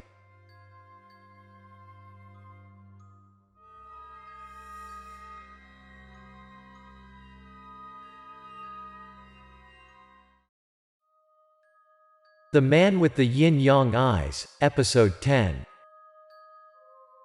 After settling the matter of Martin and Adam, Mr. Simmons decided to stay in his hometown for a few more days. Taking the opportunity to follow Mr. Simmons, I also had a few days of leave available, so I took time off to stay with him. The people in this town seemed to appreciate Mr. Simmons. During the few days he stayed in his hometown, people invited him to have a meal with them, but most of them were rejected by Simmons. One day, a middle-aged man named Anderson invited Mr. Simmons to come to his house for dinner. Mr. Simmons immediately agreed. At the moment, my family can only treat you to a meal of soup and a little wine like this, hope you don't mind. Oh my God, why did you say that? Longtime friends are happy to see each other. Why are you so formal? I am not used for that. I heard Mr. Simmons said in his youth, when Mr. Simmons was still living in the town of Lakeville, Mr. Simmons and Mr. Anderson were once very close friends. They haven't seen each other for a long time. If you don't criticize this meager meal, I'm happy. Come on, let's have a drink together. The other guy also has a drink with us two old friends. Okay, let's have a glass of wine. We haven't had a drink together in a long time. Gregory, don't be shy. Mr. Anderson is a good friend of mine. The two of them have seen each other for a long time, so they seem very happy, and Mr. Anderson is also very enthusiastic about me. Hey man, I remember I had a job before, so I came to this town one day. Even though I couldn't see you at that time, your house is still very spacious. Why is it now like this? So? Mr. Simmons told me that in the past, Mr. Anderson's family was very well off, one of the wealthiest households in town. Did something happen? And your son, where is he? I remember the boy, he was good at everything, and he worked hard to do business. Why are you the only one who eats meals every day like this? It's a long story. My son is indeed a hard worker. The previous property was all built by him, but unfortunately, he has not been a normal person anymore. When listening to Mr. Simmons asked about his situation, Mr. Anderson could only sigh. It seems his son is up to something. Oh, isn't your son normal? Can you tell me what your son's problem is? As soon as Mr. Anderson talked about his son's condition, Mr. Simmons was also quite surprised. Mr. Simmons then asked what's wrong with his son. Mr. Anderson began telling his son's story. Mr. Anderson said about a year ago, his son had received a job leveling an ancient tomb with a group of young men in the village. Work for one day and earn decent money, until something terrible happens. Hey David, let's have a few glasses of wine when you're done today. We haven't had it in a long time. Okay. Don't get drunk today, or else you cannot go home. David is the name of Anderson's son. One day, like every other day, he and his colleagues continued their familiar work. While everyone was concentrating on their work, suddenly David cried out. Everyone thought he had dug something. If anyone had noticed at that time, there was a very faint black smoke where David was standing. David still didn't understand what was happening when black smoke enveloped him. Then gradually his consciousness blurred, his eyes closed. Then David fell to the ground. The fall made a rather loud noise that made his colleagues jump all over. David, after regaining their senses and realizing that the noise was caused by David's fall, the people working with him panicked and called out his name and ran to see what had happened to him. Then they quickly brought David home. Oh my God, you're awake. Are you all right? Suddenly falling over there scared us to death. They were all brothers and sisters, so when David got into trouble, they quit their jobs to stay and look after him, until he woke up. Who are you? Why are you standing here staring at me? But strangely, when David woke up, he was asking strange questions. He didn't seem to recognize his friends. Are you kidding us? don't tell me you'll lose your memory after falling with a bang?" David's tone was also very different from before, but people didn't pay much attention and only focused on David's question. The people around him thought he was joking with them. "We don't know each other. What's the joke? Where is this? Why does it look so weird? What year is this year?" Everyone was surprised by David's reaction and words. From the moment he woke up, he was like a different person. "Oh man. Indeed, you're not normal after falling. Follow us to the hospital to check it out. I told you that we don't know each other. What's the point of pulling and pulling like that? And what the hell is a hospital?" David seems to get very angry when someone touches him.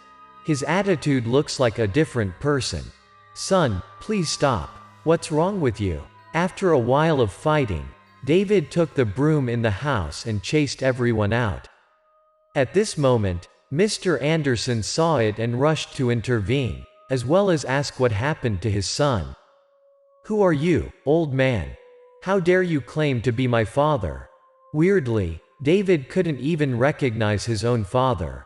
"David, don't draw anymore. Hurry up and have dinner with your father. Take it slow." From that day on, everyone around thought that David was crazy.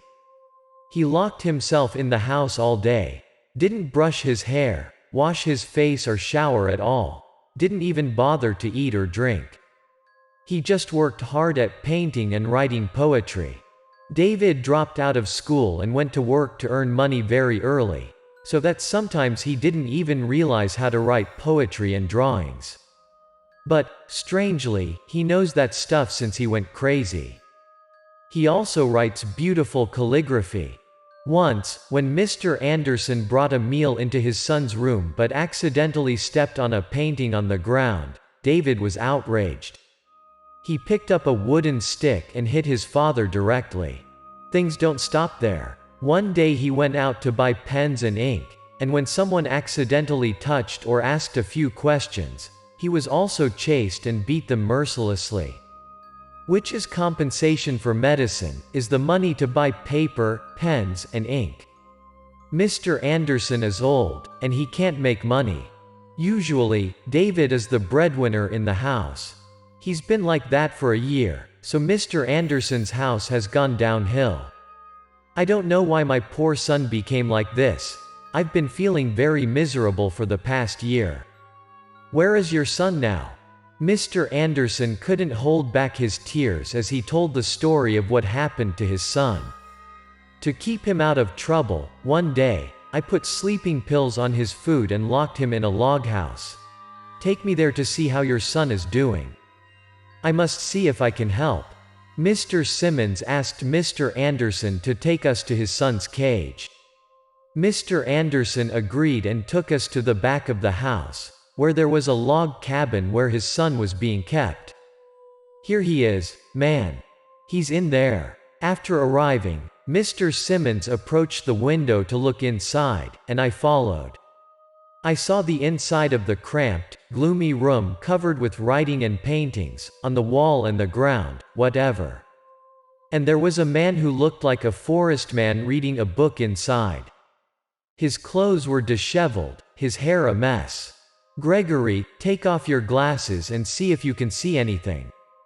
Mr. Simmons watched for a moment, then asked me to take off my glasses and take a look. I reached up and took off my glasses. As soon as I used the yin-yang eyes to look inside, I did not see David but saw a man dressed in weird costumes with long hair. He looks like a man from the feudal age, but maybe I should not take the word people to describe him. He was vague, pale face and had white eyes, much like a ghost in movie teaser things I've sometimes seen before, certainly not must be human. Inside there is a person, but not. Looks like a ghost from the feudal age. Well, maybe this is taking the body to resurrect. It is possible that while this David was digging to fill the grave, he accidentally dug his place of residence, did not suit him, and was possessed by him. The ghost has taken over his body. Mr. Simmons slowly analyzed the problem, which was probably also explaining it to me. That guy has taken over David's body for too long. We can't capture him right away. We have to prepare a little. Mr. Simmons said that because the ghost of the feudal age had occupied David's body for too long, it was impossible to expel him immediately, or if it was too urgent, it would hurt David's soul. Hey man, what time does he usually wake up? After reviewing David's situation, we went back inside the house. At this time, Mr. Simmons began asking for details about David. Over the past year or so, he usually sleeps during the day and wakes up at night, but in the last few months, it has been able to wake up in the afternoon. Well, it's been taking over your son's body for so long that the living part has weakened. It's gradually no longer so afraid of the sun. I listened to them talk back and forth, and I understood the situation briefly. That means that David is getting weaker and weaker. If left for a long time, it will be dangerous. He is so lucky to meet Mr. Simmons in time. This may be due to their luck, or it may be that Mr. Simmons foresaw. The living part weakened, so the time that the ghost took over his son's body became more and more close. In the daytime, it has to go to its grave to avoid the sun, but lately, it has been able to adapt.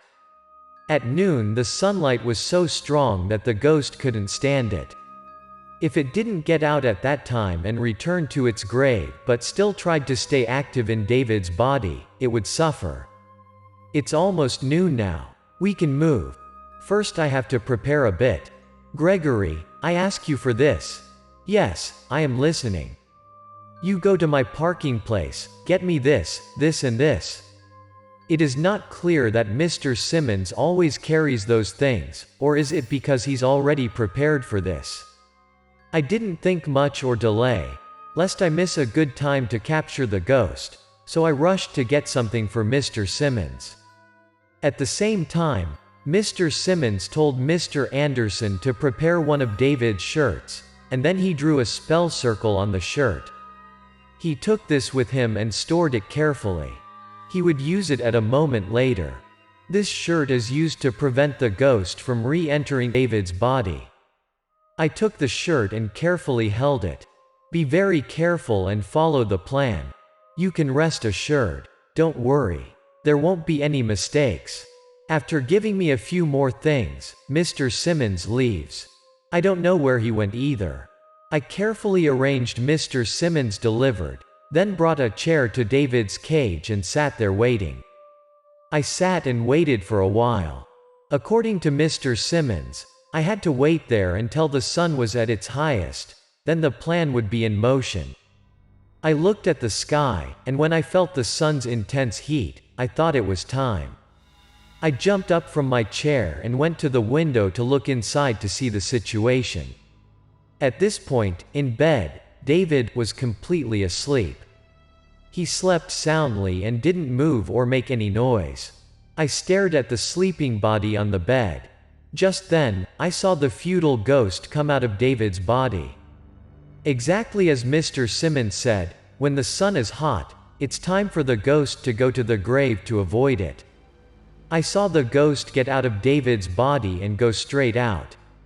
From the time I lifted the chair to this place, I no longer wore my glasses, so I could clearly see the ghost.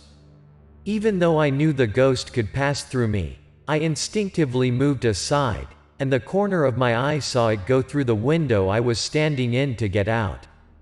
As soon as the other feudal ghost walked for a while, the time that Mr. Simmons said had come too. I called Mr. Anderson to help, and then we went inside to place the shirt that Mr. Simmons drew a spell on David. He still didn't react at all. Just as we finished dressing David, I heard a loud bang coming outside. It sounded like something exploded or something heavy fell. I rushed outside to check.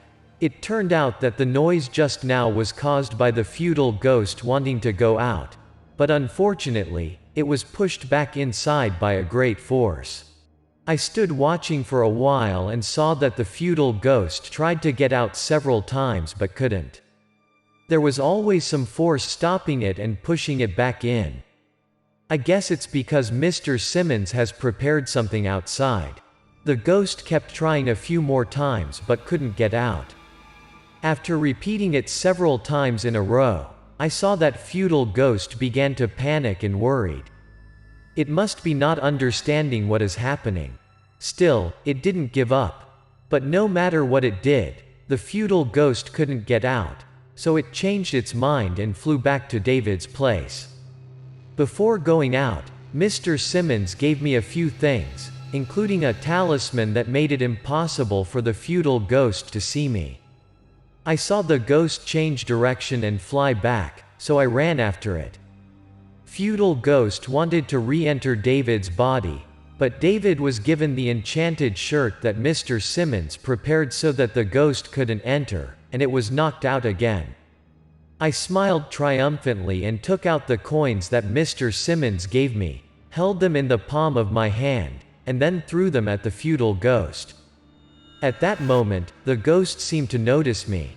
It headed in the direction I was standing in and rushed towards me.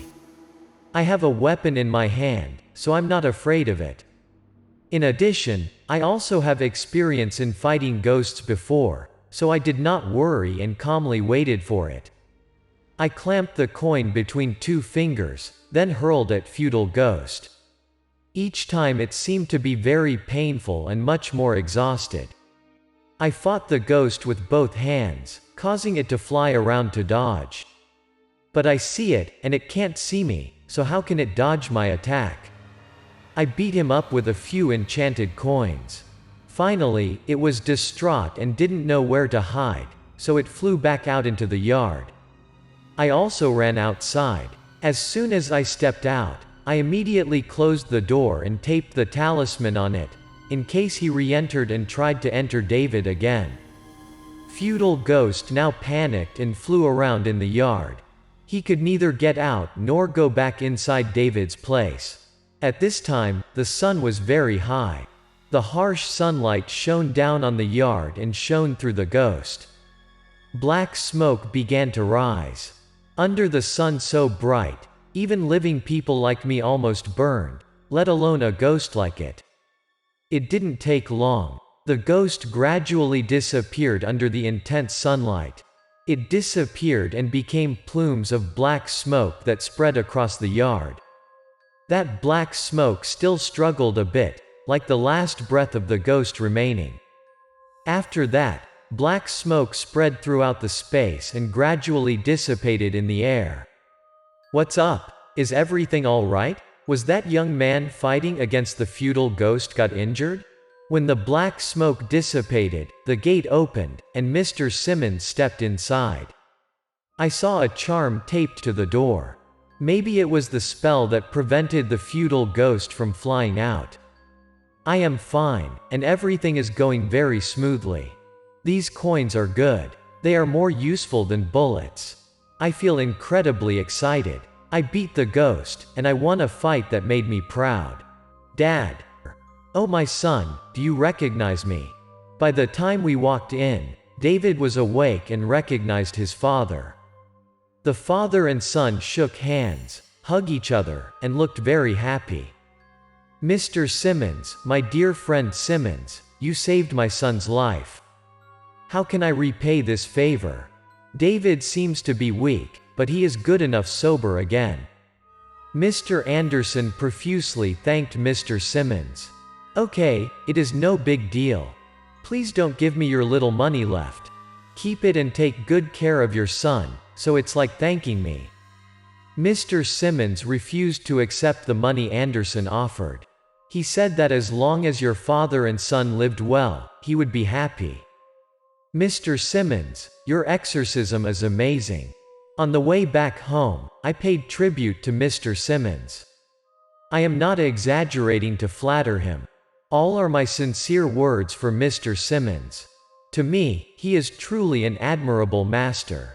This is just a small part of the cases I have dealt with. I have many more interesting things. Do you want to learn? Today Mr. Simmons seemed very happy. Perhaps because he was able to help his longtime friend, he felt happy. This time Mr. Simmons even asked me if I wanted to learn something from him. Of course, I want to learn. But do you really want to teach me? I have had this wish for a long time, but I did not know how to express it to Mr. Simmons. Of course, this time I couldn't pass up such a good opportunity. I immediately expressed my joy at this proposal of Mr. Simmons.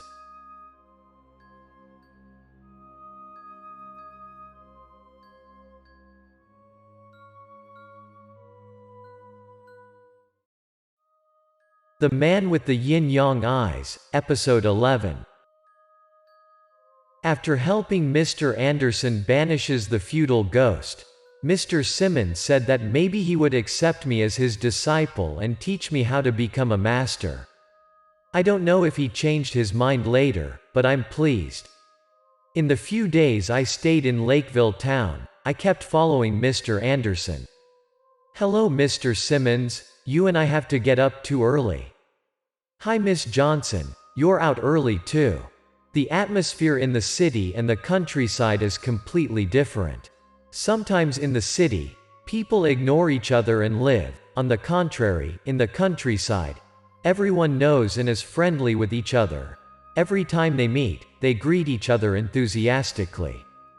I've been here for a few days, but I feel the warmth of the people, far from the bustling city. Hi. After everyone greeted Mr. Simmons, they also turned to greet me enthusiastically. Most people here know Mr. Simmons was an exorcist, so when he saw me with him, most people thought I was a disciple of Mr. Simmons. Hello Miss Johnson. Don't be shy. There is nothing to hesitate, just say hello. People are very friendly here. You should get used to that. Mr. Simmons saw that I was confused when communicating with people, laughed and joked with me a few sentences. Usually, I'm not used to having intimate conversations with anyone, so it's indeed a bit difficult to open my mouth. The people in this town are really kind, and they live enthusiastically with each other, so even though I have some difficulty communicating, I don't feel uncomfortable. More than that, I also felt a warmth that I couldn't feel in the city, where people only focus on modern technological devices.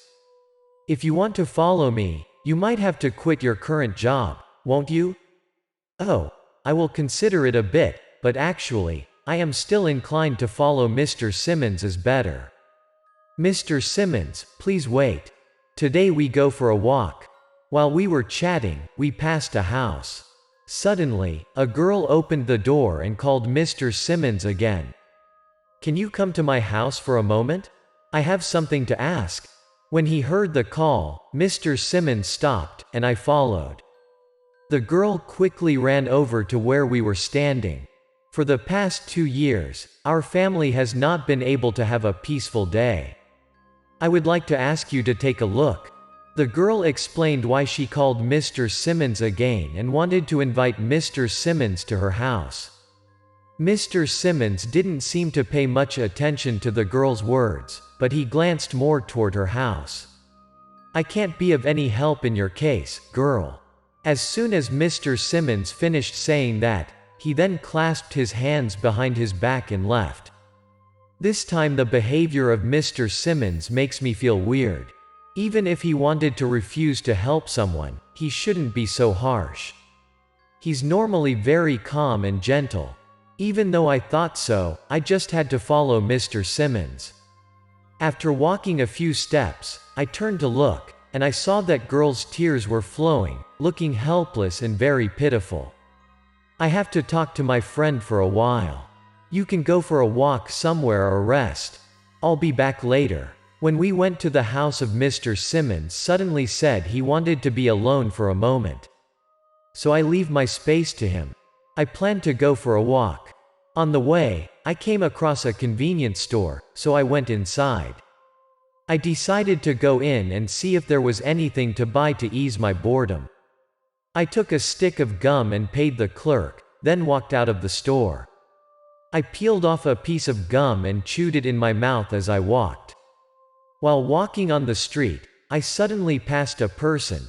The corner of my eye accidentally caught a glimpse of that person, looking familiar. It seems that the girl who called Mr. Simmons and asked for help. Mister, please stop for a moment. Everybody in town says that you are a disciple of Mr. Simmons. Would you mind coming over to my house to take a look at it for a moment? The girl also recognized me and stopped me. She asked me for help in a heartfelt and almost pleading voice. She looks really pitiful. But first, you have to tell me a little bit about the situation in your house, so I can see if I can help. Anyway, I have some experience and good eyes. If possible, I will help her a bit. Besides, the strange attitude of Mr. Simmons made me a little uncomfortable today. I don't want to let that go by someone who is in dire need of help. My name is Amelia Jones. I have an older sister and 2 brothers.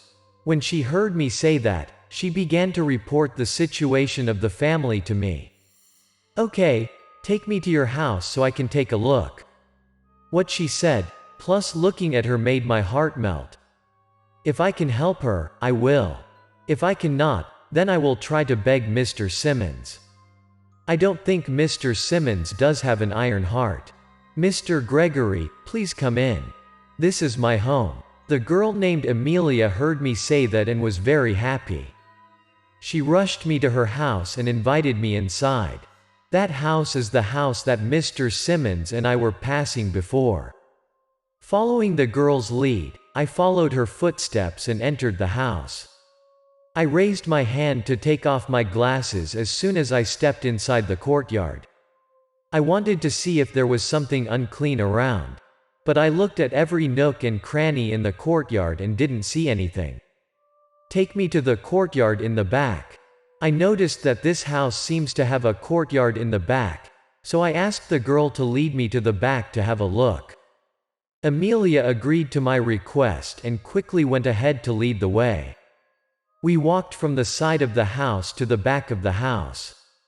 Along the way, I scanned everywhere and observed very carefully. Dad, this guy's name is Gregory.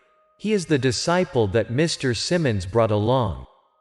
I invited him to see the situation at our house. When we went to the backyard, a man was standing at the pile of firewood, arranging and chopping wood. When Amelia spoke, I found out that it turned out to be her father. What are you doing? It's all nonsense. Give you a decent college education so you can believe all those superstitions all day? As soon as he heard his daughter say that I am a disciple of Mr. Simmons and was invited to see the house, it seemed that her father was very angry. He rebuked Amelia, who was well educated and believed in the supernatural. Dad, don't say that. There have been a lot of strange things happening at our house in the last 2 years. None of which can be explained with common sense. Amelia heard her father scolding her, so she argued. The atmosphere was quite tense. I want to speak up to reconcile but don't know what to say to ease the atmosphere. Be careful. I was nervous and hesitant to open my mouth, then suddenly, something rustled on the roof and fell across my eyes. It was a piece of brick. The brick wanted to aim at Amelia's father's head. I cried out and rushed to push him away. The tile fell to the ground and shattered. If it really hit Amelia's dad on the head, it wouldn't be good. This unexpected incident also made Amelia and her father extremely scared. They looked quite stunned and didn't seem to understand what happened just now. I looked up at the roof, where the brick had fallen, and when I looked up, I saw the ghost of an old woman standing above the wall. The ghost of the old woman looked down at where the father and daughter were standing with a face full of anger. You see, come again. To be safe, we should go inside first, Dad. Amelia complained because her father always refused to believe what she said, and once again, her family's strange story unfolded in front of everyone's eyes. I glanced at the roof again. As soon as I turned around one more time, I could no longer see the ghost of the old woman. I don't know where she disappeared. Sorry for letting you hear what my dad said. That's my father, don't mind. When we entered the house, Amelia apologized to me and offered me water to drink. My name is Lucius Gregory. You can just call me Gregory. Now, can you tell me a little bit more about the strange things that have happened in my family over the past 2 years? I want to hear it more closely. I asked her to keep calling my name because it was easy. Then I asked Amelia in more detail about the weird things that had happened in her family. When I asked about this topic, I found Amelia quite sad. She pondered for a long time. Her father was smoking, and I noticed his expression was also pensive. Maybe it's not that he doesn't believe in supernatural things. I guess it's because he doesn't want his daughter to think too much. Amelia pondered for a moment, then also began to tell me what had happened to her loved ones. Once, one of her oldest brothers was walking on a mountain road when suddenly slipped from above and broke his leg. One is the other sister of her. While she is on the road, a brick fell from the roof down, and she was hit and injured. Another time, her second brother was walking normally when he suddenly fell onto the street and was run over by a car, crushing his toe. It was just a random accident. Girl, you overthink. How can it be a random accident, Dad? It's just as strange that a little brick fell on your head just now, can't you see? As for me dreaming of an old woman. Amelia's father always insists that his daughter is too superstitious and overthinking. He always tells his daughter it's just their family's bad luck, but Amelia disagrees with her dad. What does it mean to dream of an old woman? Can you tell me? While rebutting her father, Amelia mentioned that she often dreamed of an old woman. This caught my attention, because I had also seen an old woman who wanted to throw bricks at them, so I quickly asked. As soon as I asked that question, Amelia immediately told me that she often dreamed of an old woman standing by her bed, just standing silently and watching her sleep, not saying or doing anything. And every time she wakes up, she can't remember the old woman's face clearly. By the way, why didn't I hear you mention your mother? Where is she? Where is my mother? It's been more than 2 years since she passed. I listened to what Amelia said and thought for a moment, then realized that she had not mentioned her mother, so I took the initiative to ask. Then I received the answer that her mother had passed away more than 2 years ago. What a coincidence. Can you take me to your mother's room? Suddenly, a few thoughts popped into my head. I took the initiative to ask Amelia to show me the room her mother used to live in for a bit. Okay, follow me. I'll take you to her room. I saw that Amelia seemed a little surprised to hear my suggestion. But in the end, she agreed to take me there. Only to my surprise, Amelia's mother doesn't live in the main house but lives in a separate cottage next door. The house now looks quite old and worn out. It seems like it's been a long time since anyone has come here, nor has anyone cleaned this house.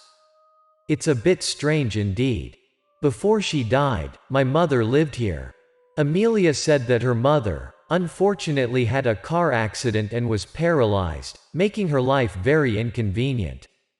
Because the family has many men, it will be difficult to take care of her mother, so they built a small house next door for her mother to stay. Since her mother's death, they have not come to see this house very often. Her siblings said that they are afraid to look at the scenery and will miss her. Only occasionally, during the New Year's holidays, there is Amelia comes to clean up briefly.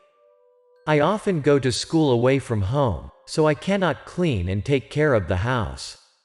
Everything in the house is mainly taken care of by my brothers and sisters. I don't really agree with their way of doing things, but I can only helplessly begging them. Maybe Amelia felt very sorry for her mother for not being able to tidy up the place where she used to live. While I was talking to Amelia, I felt like someone was standing behind me. I slightly turned my shoulder blades and glanced behind me. That's when I saw the ghost of the old woman who threw the brick earlier. This old woman's ghost seemed to know that I could see her. I noticed that she was constantly hovering around and staring at me. That look gave me a bit of a jolt. I couldn't have guessed what the old woman's ghost meant, for I stood motionless and did nothing. I caught a glimpse of the old woman's ghost moving from back and forth before me and then flying backward. Suddenly, I felt a strange force gradually entering my body. Could that be the old woman's soul? I was surprised and panicked. How could it be? As soon as that old woman's soul completely entered my body, it seemed as though a specific scene appeared before my eyes. The scene in front of my eyes was a bit blurry at first. Then it gradually became more apparent. I could see 4 people standing in front of me. One of these people is Amelia's father. The 3 children, I guess, are Amelia's 2 brothers and sister. They were focused on discussing something. I could only see pictures but couldn't see sound, so I couldn't hear what they were saying. After discussing for a while, it seems that they have reached an agreement on something. I saw him move to where an old woman was lying silently. The old woman lying on the bed looked exactly like the ghost of the old woman I had seen. I guess it was Amelia's mother. I think I figured out a bit of the problem. Amelia's mother lay quietly on the bed, and she was barely conscious. I saw the 4 of them looking at her with rather complicated eyes. Despite them staring at her intently, but the women also just lying there, she didn't react at all. If I hadn't seen her still breathing, I would have thought she'd be dead. Suddenly, a scene occurred that took me by surprise. I saw one of Amelia's 2 brothers take out a pillow and place the pillow on the old woman's face. I have guessed his intentions. Then he pressed down on the pillow. The old woman lying on the bed didn't protest or do anything. I saw both the person pressing the other pillow and the other 3 crying. Especially the man who was pressing the pillow. His face was full of sorrow and regret.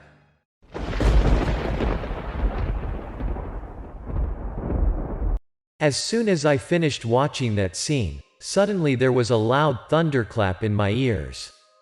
Now I'm back to normal. There's no scene just now, no old woman ghosts. Now, outside, it's pouring rain. What happened to you? Why were you standing motionless just now? I kept calling, but you didn't answer. You scared me to death. It turned out that while I saw the scene, I stood motionless for a long time. Does your mother have short silver hair and a mole below her left eye? Yes, that's right. How did you know that? Although I had already assumed that the old woman was Amelia's mother, I still described it and wanted her to confirm a bit. Okay, now listen carefully to what I have to say. Maybe I won't be able to help you. I chose not to tell her what I saw earlier. Amelia's family made a terrible and cruel choice. Killing a person with a beating heart and still breathing. Now I understand why Mr. Simmons again refused to help her. I can't help you with this. I have to go. But your mother's illness has burdened your family a lot? I made the same choice as Mr. Simmons. That's not helping this family. I got up and left that place. But before I left, I asked her a little question. Yes, indeed, it takes a lot of money to treat my mother and take care of her medicine every day. This will make my family going through a very harsh life. She painfully told me about their family situation at that time. But can't you help us? I saw Amelia seemed very sad when she learned that I refused to help. Tears rolled down her cheeks. Do you think that people who do wrong should be punished? I didn't have the courage to tell her the whole truth.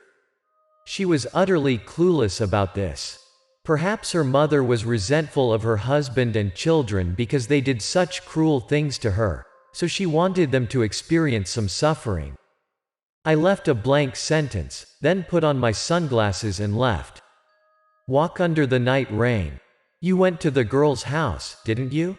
I stayed outside until the evening. The things I saw made me very uncomfortable. On the way back, I met Mr. Simmons. He knows I went to that girl's house. Turns out he knew about their family and refused to help. I used to think that Mr. Simmons will handle all things related to his forte for anyone in need, but it turns out he has his own principles too. Okay, let's go back. It's raining so hard, you going to get a cold. Did you ask that girl that her family? It seemed he had known everything.